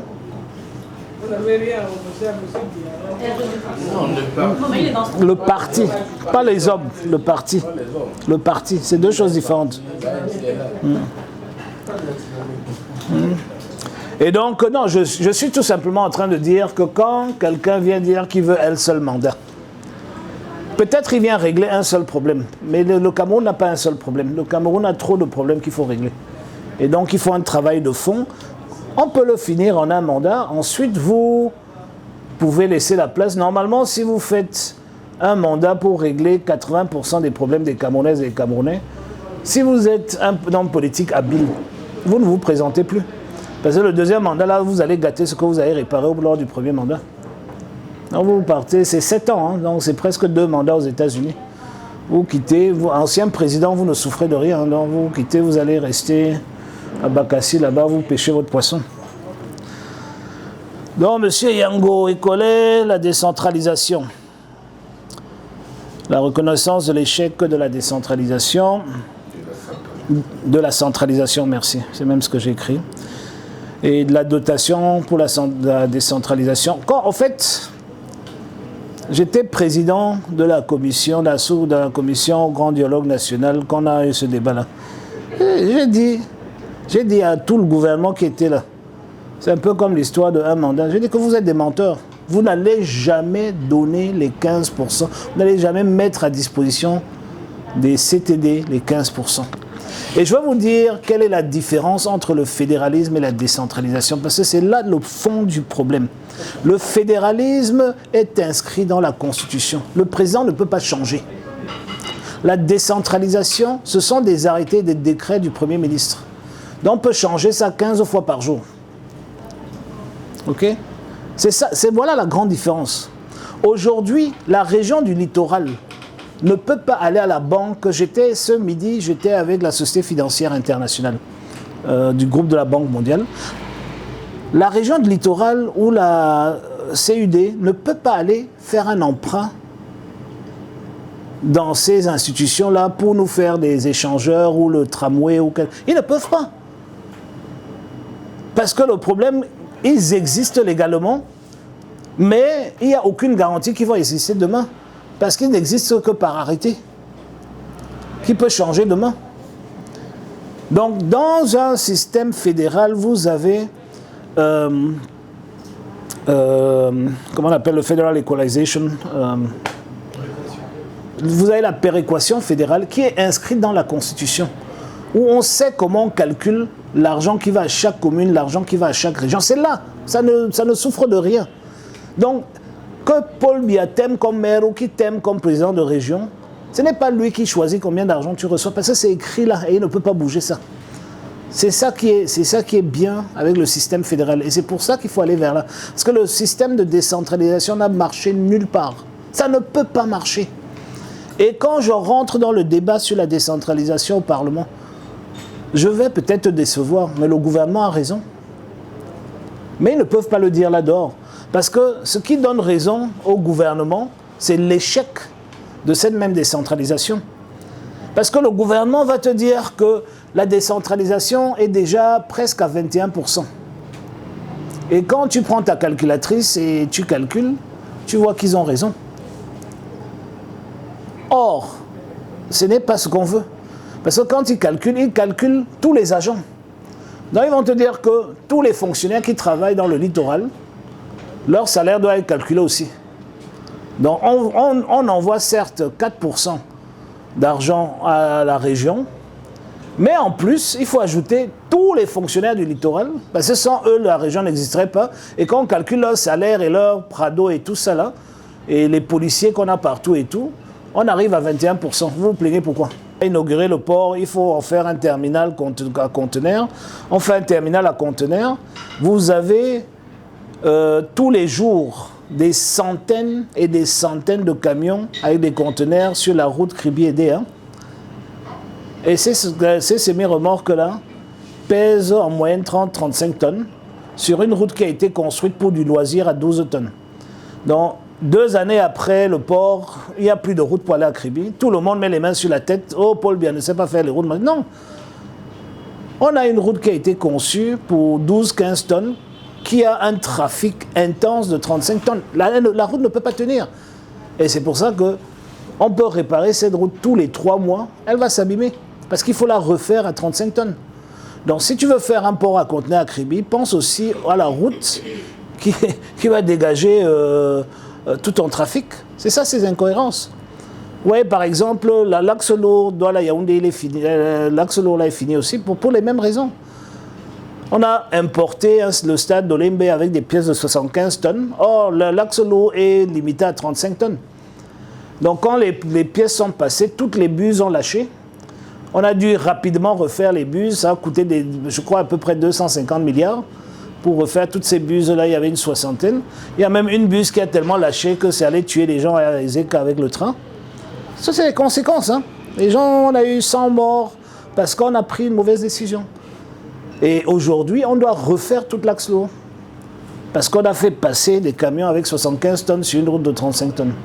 Donc ces incohérences des politiques publiques nous coûtent 10 fois plus cher que tout le reste. Mais il y a des petites choses. Aujourd'hui, nous pensons qu'il y a une ligne dans le budget auquel il faut, puisque tu es journaliste et tu t'y intéresses, la ligne biens et services. Ça ne veut rien dire, mais c'est là où il y a tout l'argent. Et je vais vous expliquer pourquoi. Parce qu'au fait, le gouvernement, le plus gros voleur dans un pays, c'est le gouvernement. Le plus gros bandit, on va utiliser ce terme-là. C'est toujours le gouvernement. Donc, ils ont des salaires bas, intentionnels, et sur ces salaires bas, ils créent des poches d'encaissement. Il en sait quelque chose à l'université. Non, non, ce n'est pas l'article 2. Ce n'est pas du tout l'article 2. Il a parlé des séminaires et des colloques. Dans la ville de Yaoundé, autour de la ville de Yaoundé, il doit y avoir une trentaine d'hôtels. Et pas des moindres, hein. Il y a même des 4 étoiles. Comme il y a 4 étoiles, à Mbankomo, il y a 4 étoiles. Il y a plein d'hôtels. Tous les hôtels sont autour. Ce n'est pas le terrain qui manque à Yaoundé pour construire ces hôtels. Pourquoi est-ce que ces hôtels sont autour? Parce que le code de la fonction publique dit que quand vous sortez de votre département d'attache, vous êtes en mission. Donc, si vous tenez votre réunion en Bankomo, qui est à 10 minutes de Yaoundé, c'est comme si vous... Parce que vous pouvez rentrer le soir chez vous, mais vous êtes en mission. Donc, vous avez plus d'argent. Toutes les réunions de Yaoundé sont autour de Yaoundé. Tous les édifices publics du Cameroun ont des salles de réunion. Pratiquement aucune de ces salles. Je suis député depuis, je ne sais plus combien, depuis au moins 12 ans. Ou voilà. Je n'ai jamais eu une réunion en dehors de l'Assemblée nationale dans une salle publique. Jamais. C'est soit au Hilton, soit au Djega, soit au Mont-Fébé, soit on vous envoie en Bankomo, Balmayo, partout là où il y a les perdièmes. C'est tout. Pardon? Oui, oui. Non, mais c'est fait exprès. Bon, nous, on n'est pas fonctionnaires, donc c'est fait, c'est le code de la fonction publique qui fait ça. Chez nous, c'est un peu différent à l'Assemblée nationale. Donc chez nous, c'est la même chose. Si on va au Hilton ou on va en Bankomo, c'est considéré comme la même chose. Mais c'est tout ça, c'est toutes ces poches-là qu'il faut assécher. Il faut tuer. Et je peux parler de ça en longueur de journée. Comment c'est pas normal qu'on n'ait jamais eu une réunion sincère dans un édifice public camerounais. C'est quand même incroyable. Et même ici à Douala, c'est la même chose. Hein. Dès qu'il y a une réunion, on va au Sawa. Alors que tous les bâtiments, les régionaux, là, tous ont des salles de réunion. Tous. Et ils ont même des groupes électrogènes au cas où il y a une réunion et puis le courant part. Mais on va au Sawa. Parce qu'on encaisse de l'argent. Ok, donc ça, je peux aujourd'hui... Je parlais à mon vice-président qui est universitaire, il a failli bagarrer avec moi, mais c'est la même chose chez eux. Parce que chacun voit chez l'autre, alors que chez tous les fonctionnaires, c'est la même chose. Quand vous sortez de l'école de médecine au Cameroun, et qu'on vous recrute au bout de 1 an, là, le premier salaire, c'est 141 000 francs par mois. Ok? Mais vous êtes journaliste, posez-vous les bonnes questions. Il n'y a aucune ligne dans le budget de l'État du Cameroun, recettes venant du système de santé. Ça n'existe pas. Ça n'existe pas. Or, nous on a le principe de l'unicité des caisses de l'État. Mais quand vous allez à l'hôpital général payer une intervention chirurgicale à 3 millions, posez-vous la question où cet argent va. Et demandez-vous pourquoi ce gars qui gagne 140 000 là ne démissionne pas. C'est la même chose chez eux. Je ne veux pas donner le montant parce qu'il est là. C'est la même chose chez eux. C'est partout. Et c'est ça, cette gabégie-là. Ça représente 980... Ça représentait, il y a quelques années en arrière, 982 milliards. Et tout le monde est content. Quand vous faites le concours d'entrée à la police, 40 000 jeunes vont payer 15 000. L'argent là va où? Personne ne peut répondre. Et je peux en parler. C'est très simple, hein, prenez le budget de l'État, regardez les recettes. Tout ce que les Camerounais payent tous les jours là n'existe pas dans les recettes de l'État.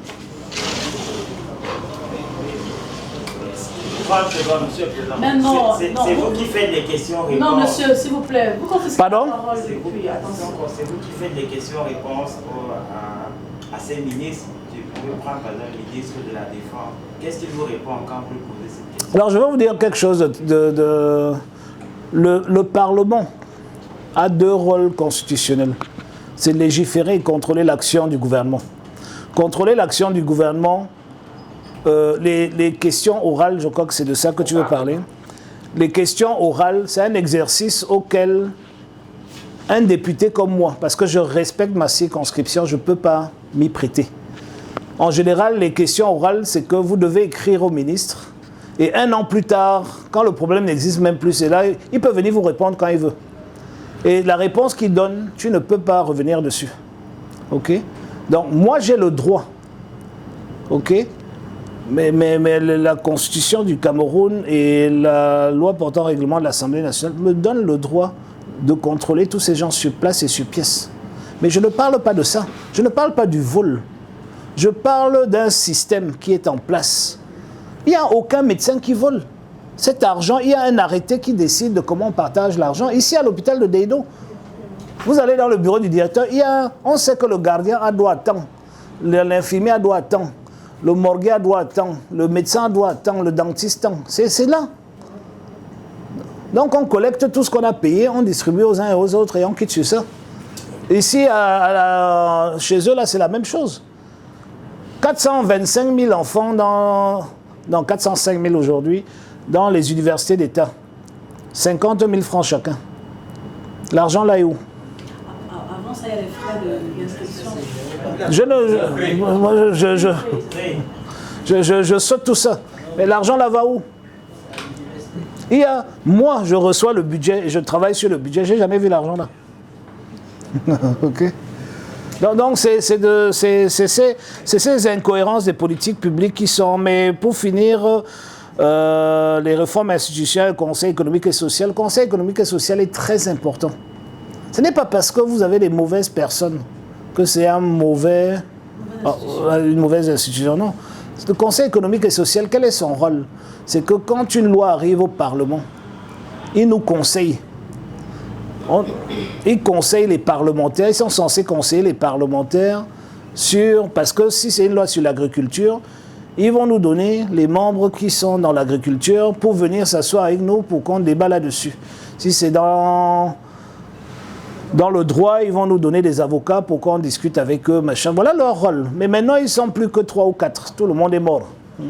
Et on n'a jamais renouvelé. Et donc le Conseil économique et social est très important. Et le Conseil économique et social n'a pas besoin d'avoir un budget. Ça peut être des bénévoles. Parce que c'est des conseillers. Le Sénat est très important, mon frère, parce que dans un système comme le nôtre, il faut un équilibre entre les régions. Parce que les députés, en fait, le problème, on ne voit pas l'importance du Sénat aujourd'hui. Parce que les députés représentent la population et les Sénats représentent les régions. Et donc, il faut un équilibre entre les régions au Parlement. C'est pour ça qu'ils existent.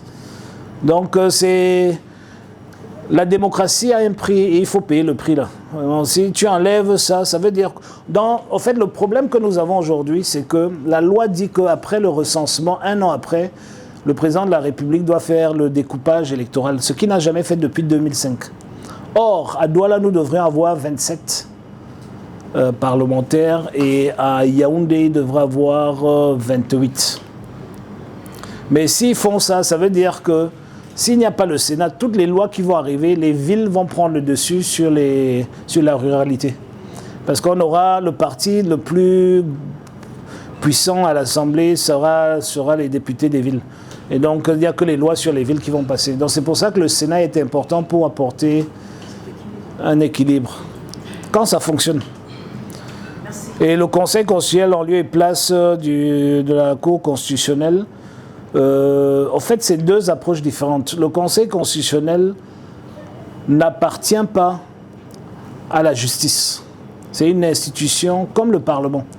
Or, la Cour constitutionnelle est un démembrement, entre guillemets, du système judiciaire. Donc, c'est deux approches différentes. Donc, le Cameroun a choisi d'avoir un Conseil constitutionnel. Là où il faut travailler avec urgence, c'est au niveau de la Chambre des comptes. C'est la Chambre des comptes qui doit devenir une Cour de comptes pour avoir l'indépendance. Parce qu'aujourd'hui, au fait, le TCS, c'est une aberration parce qu'ils sont en train de faire le travail de la Chambre de comptes. Donc tout ce qu'on aurait dû faire, c'est transformer la Chambre de comptes en Cour de comptes. On aurait eu un tribunal là-bas qui s'occupe de tout ce qui est argent et les comptes publics et tout ça, machin.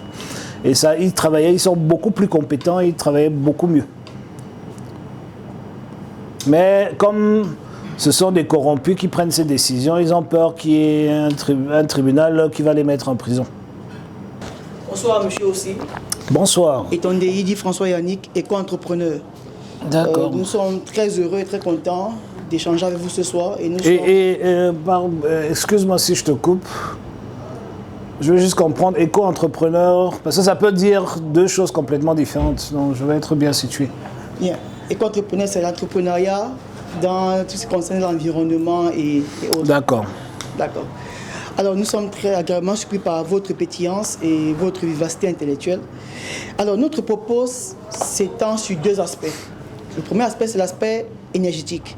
Parce qu'il est évident que quand bien même votre programme sera implémenté, c'est-à-dire qu'en termes de fédéralisme, tel que vous le déclinez... Il ne se limite pas à ça. Hein. Oui, bien entendu.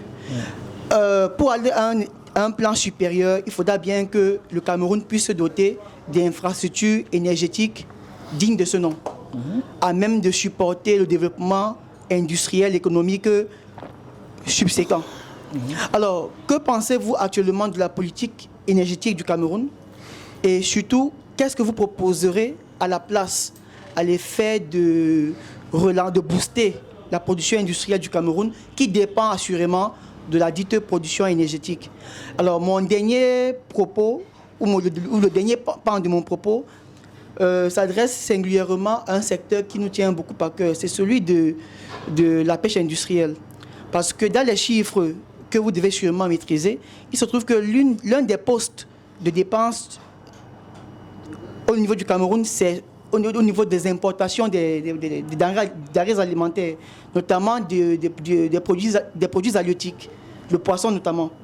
Alors, est-ce normal qu'en 2025, le Cameroun, malgré toutes ses potentialités halieutiques, continue d'importer du poisson en masse? Alors, si vous n'êtes pas d'accord avec cela, que proposeriez-vous quand vous serez président pour relancer le secteur de la pêche industrielle? Je vous remercie. Merci beaucoup, monsieur Idi. Je vais répondre en deux volets. Première, tu as posé la question de savoir ce que je pense de ce qui est fait. Ce qui est fait est juste, mais beaucoup trop lent. Et c'est beaucoup trop lent. C'est-à-dire qu'au fait, Nachtigal, on aurait dû le faire il y a 15 ans. Au fait, si tu regardes tous les grands projets hydroélectriques qui sont des projets verts, on est quand même d'accord là-dessus, sont dans le pipe depuis 20 à 30 ans. Au fait, depuis 20 à 30 ans, nous avons des APS sur des projets énergétiques sur à peu près 18 000 mégawatts. Connus de tous. D'autres ont même déjà les APD. Okay. D'autres comme Menchum, tout ça, il y a l'APD. Bini, et tout ça, ils ont des APD déjà faits. Okay. Maintenant, si tu regardes fondamentalement, on a une très grosse crise énergétique qui arrive. Parce que nous entrons en plein dans l'ère de l'intelligence artificielle. Il faut des centres de données qui consomment énormément d'électricité. Les véhicules que vous entendez passer là, c'est les tout derniers. Les enfants qui vont naître en 2035, vous allez leur dire qu'il y avait des voitures comme ça, ils vont se moquer de vous. Parce qu'on passe à tout électrique. Okay? Aujourd'hui, quand vous allez en Chine, vous ne voyez que ça. Et en Europe, ces véhicules-là seront interdits en 2035, je crois, un truc comme ça. Ils ont une date là. Si notre parc automobile, et d'ailleurs, encore une fois, les incohérences des politiques publiques, tous ceux qui ont un cerveau entre les deux oreilles savent que la consommation du pétrole va chuter et la consommation de l'électricité va augmenter. Mais je suis surpris de voir que le gouvernement camerounais veut mettre presque 1600 milliards dans une raffinerie à Kribi. Or, tout le monde sait qu'on n'a plus besoin de raffinerie. Parce qu'en 2030-2035, les grosses marques comme Toyota et tout ça, ils ne sont plus dans le thermique. Ils vont se concentrer. Et l'Afrique n'est pas un marché pour eux. Donc ils ne peuvent pas faire une ligne qui fait encore des véhicules thermiques rien que pour l'Afrique parce qu'on ne représente rien. Pour eux, malheureusement. Okay? Donc on aura besoin de beaucoup plus d'énergie. Et donc tout ce qu'on est en train de faire là où on tatillonne, où on avance, on a besoin de 10 fois plus d'énergie que ce qu'on a aujourd'hui. Parce qu'au fait, les crises énergétiques qu'on a au Cameroun sont venues avec, je ne veux pas dire le pouvoir d'achat, mais la baisse des prix des commodités.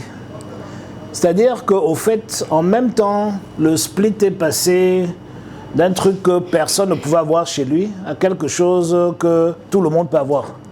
Ok? Quand tu as 1 million de maisons à Douala et il y a 1 800 000 splits, la consommation monte comme ça. Et tout ça, on n'a pas vu venir. Quand je dis on, le gouvernement camerounais, dont j'en fais pas partie. Et il est donc important de comprendre qu'il y a urgence pour diversifier, parce qu'on a le deuxième potentiel hydroélectrique de l'Afrique, mais ce potentiel est limité à, je crois, autour de 30 000 mégawatts. Mais on peut bien avoir besoin de beaucoup plus. Et deuxièmement, quand tu as le deuxième potentiel hydroélectrique, il faut le vendre. Il faut le vendre aux pays voisins, au Nigeria, etc. Il faut vendre. Donc, il y a une filière qui est sous-exploitée, c'est le gaz naturel. Le Cameroun est un très grand producteur de gaz naturel et malheureusement, il y a KPDC et tout ça qui sont basés là-dessus, mais c'est des petits projets de 300 MW. J'ai dit c'est des grands projets, certes, mais c'est petit pour l'ambition qu'on devrait avoir dans ce Cameroun. Et puis, il y a surtout, dans le renouvelable, il y a l'énergie solaire. L'énergie solaire peut résoudre tous nos problèmes. Mais pour que ça arrive, on a l'obligation de changer tous les paramètres réglementaires autour de l'énergie solaire, autour du renouvelable. C'est-à-dire que les lois actuelles que nous avons ne peuvent pas nous aider là-dedans. Parce qu'il faut certaines choses. Il faut, pour que ce soit compétitif, il faut produire au Cameroun, localement. Il faut créer. Aujourd'hui, ce n'est pas des choses... des choses impossibles à faire. Parce que si vous devez emporter un panneau par tôle, vous allez devenir... les panneaux solaires vont remplacer le poisson à la douane. Donc il faut vraiment penser à produire localement. Deuxièmement, il faut démocratiser la production énergétique. C'est-à-dire que la toiture de Christian devrait être un producteur électrique. Et Christian devrait pouvoir être capable de vendre son électricité à Eneo. Ça existe dans beaucoup d'autres pays, dans pratiquement tous les pays européens. Et donc, comment est-ce que ça fonctionne? C'est qu'au fait, pour le dire simplement, comme tu as un interrupteur va-et-vient, tu as aussi un compteur va-et-vient. Donc, quand tu envoies l'électricité à Eneo, le compteur tourne pour dire combien Eneo te doit. Et quand tu consommes Eneo, le compteur tourne pour dire combien tu consommes. Okay. Et très souvent, dans les pays bien organisés, avec tout le soleil qu'on a au Cameroun, c'est Eneo qui va devoir de l'argent à tous les... Voilà. Ils vont venir, au lieu de venir encaisser l'argent, ils vont vous payer l'argent. Parce qu'au fait, qu'est-ce qu'ils font avec cette énergie? Ils le vendent maintenant à l'UQAM. Ils le vendent à d'autres. Okay. Et pour que ça marche très bien, il faut aussi une bourse. C'est-à-dire que les gens peuvent acheter et revendre cette énergie-là. Parce que quand c'est fixe, ça ne marche pas. Il faut que les gens puissent... il faut que ce soit... Le marché doit être élastique pour que ça marche. Okay. Et donc, le dernier point là-dessus sur l'énergie que je mettrai sur la table, c'est qu'aujourd'hui, la technologie permet d'avoir des SMR dans le nucléaire, c'est-à-dire d'avoir des petits réacteurs modulables qui produisent entre 100 et 200 mégawatts. L'avantage d'un petit, aujourd'hui, c'est qu'on a, on a des groupes à diesel, à Yokadouma, Mulundu, Mundemba et Kondotiti, partout là, même à Campo et tout ça, on a des groupes diesel. Et c'est très compliqué, parce qu'il faut des citernes de diesel tout le temps aller. Or, dans toutes ces contrées-là, on peut mettre ce qu'on appelle les SMR, les petits réacteurs modulables, qui sont... Et puis, j'aimerais juste peut-être dire quelque chose, et je veux le dire en général aussi, parce que je sens qu'elle veut déjà clôturer, sur l'énergie. On n'a aucun problème énergétique. On a juste un problème d'organisation. Parce qu'il n'y a personne qui refuse de payer sa facture d'électricité. Le problème, c'est qu'on ne reçoit pas l'électricité pour laquelle on paye. Voilà le problème qu'on a. Dans le marché, là. Donc, tant qu'on peut produire, les gens vont consommer. Tu vois ce que je veux dire? Donc, ça veut dire que nous avons un problème organisationnel. Donc, quand tu as un marché, tu peux lever tous les fonds du monde pour construire tous les barrages du monde parce que tu as le marché. Et les gens sont friands de cette électricité, ils en veulent. Ok? Donc, je voulais juste clôturer par là. Et peut-être pour le dire, pour le reste du pays, ton quota est fini.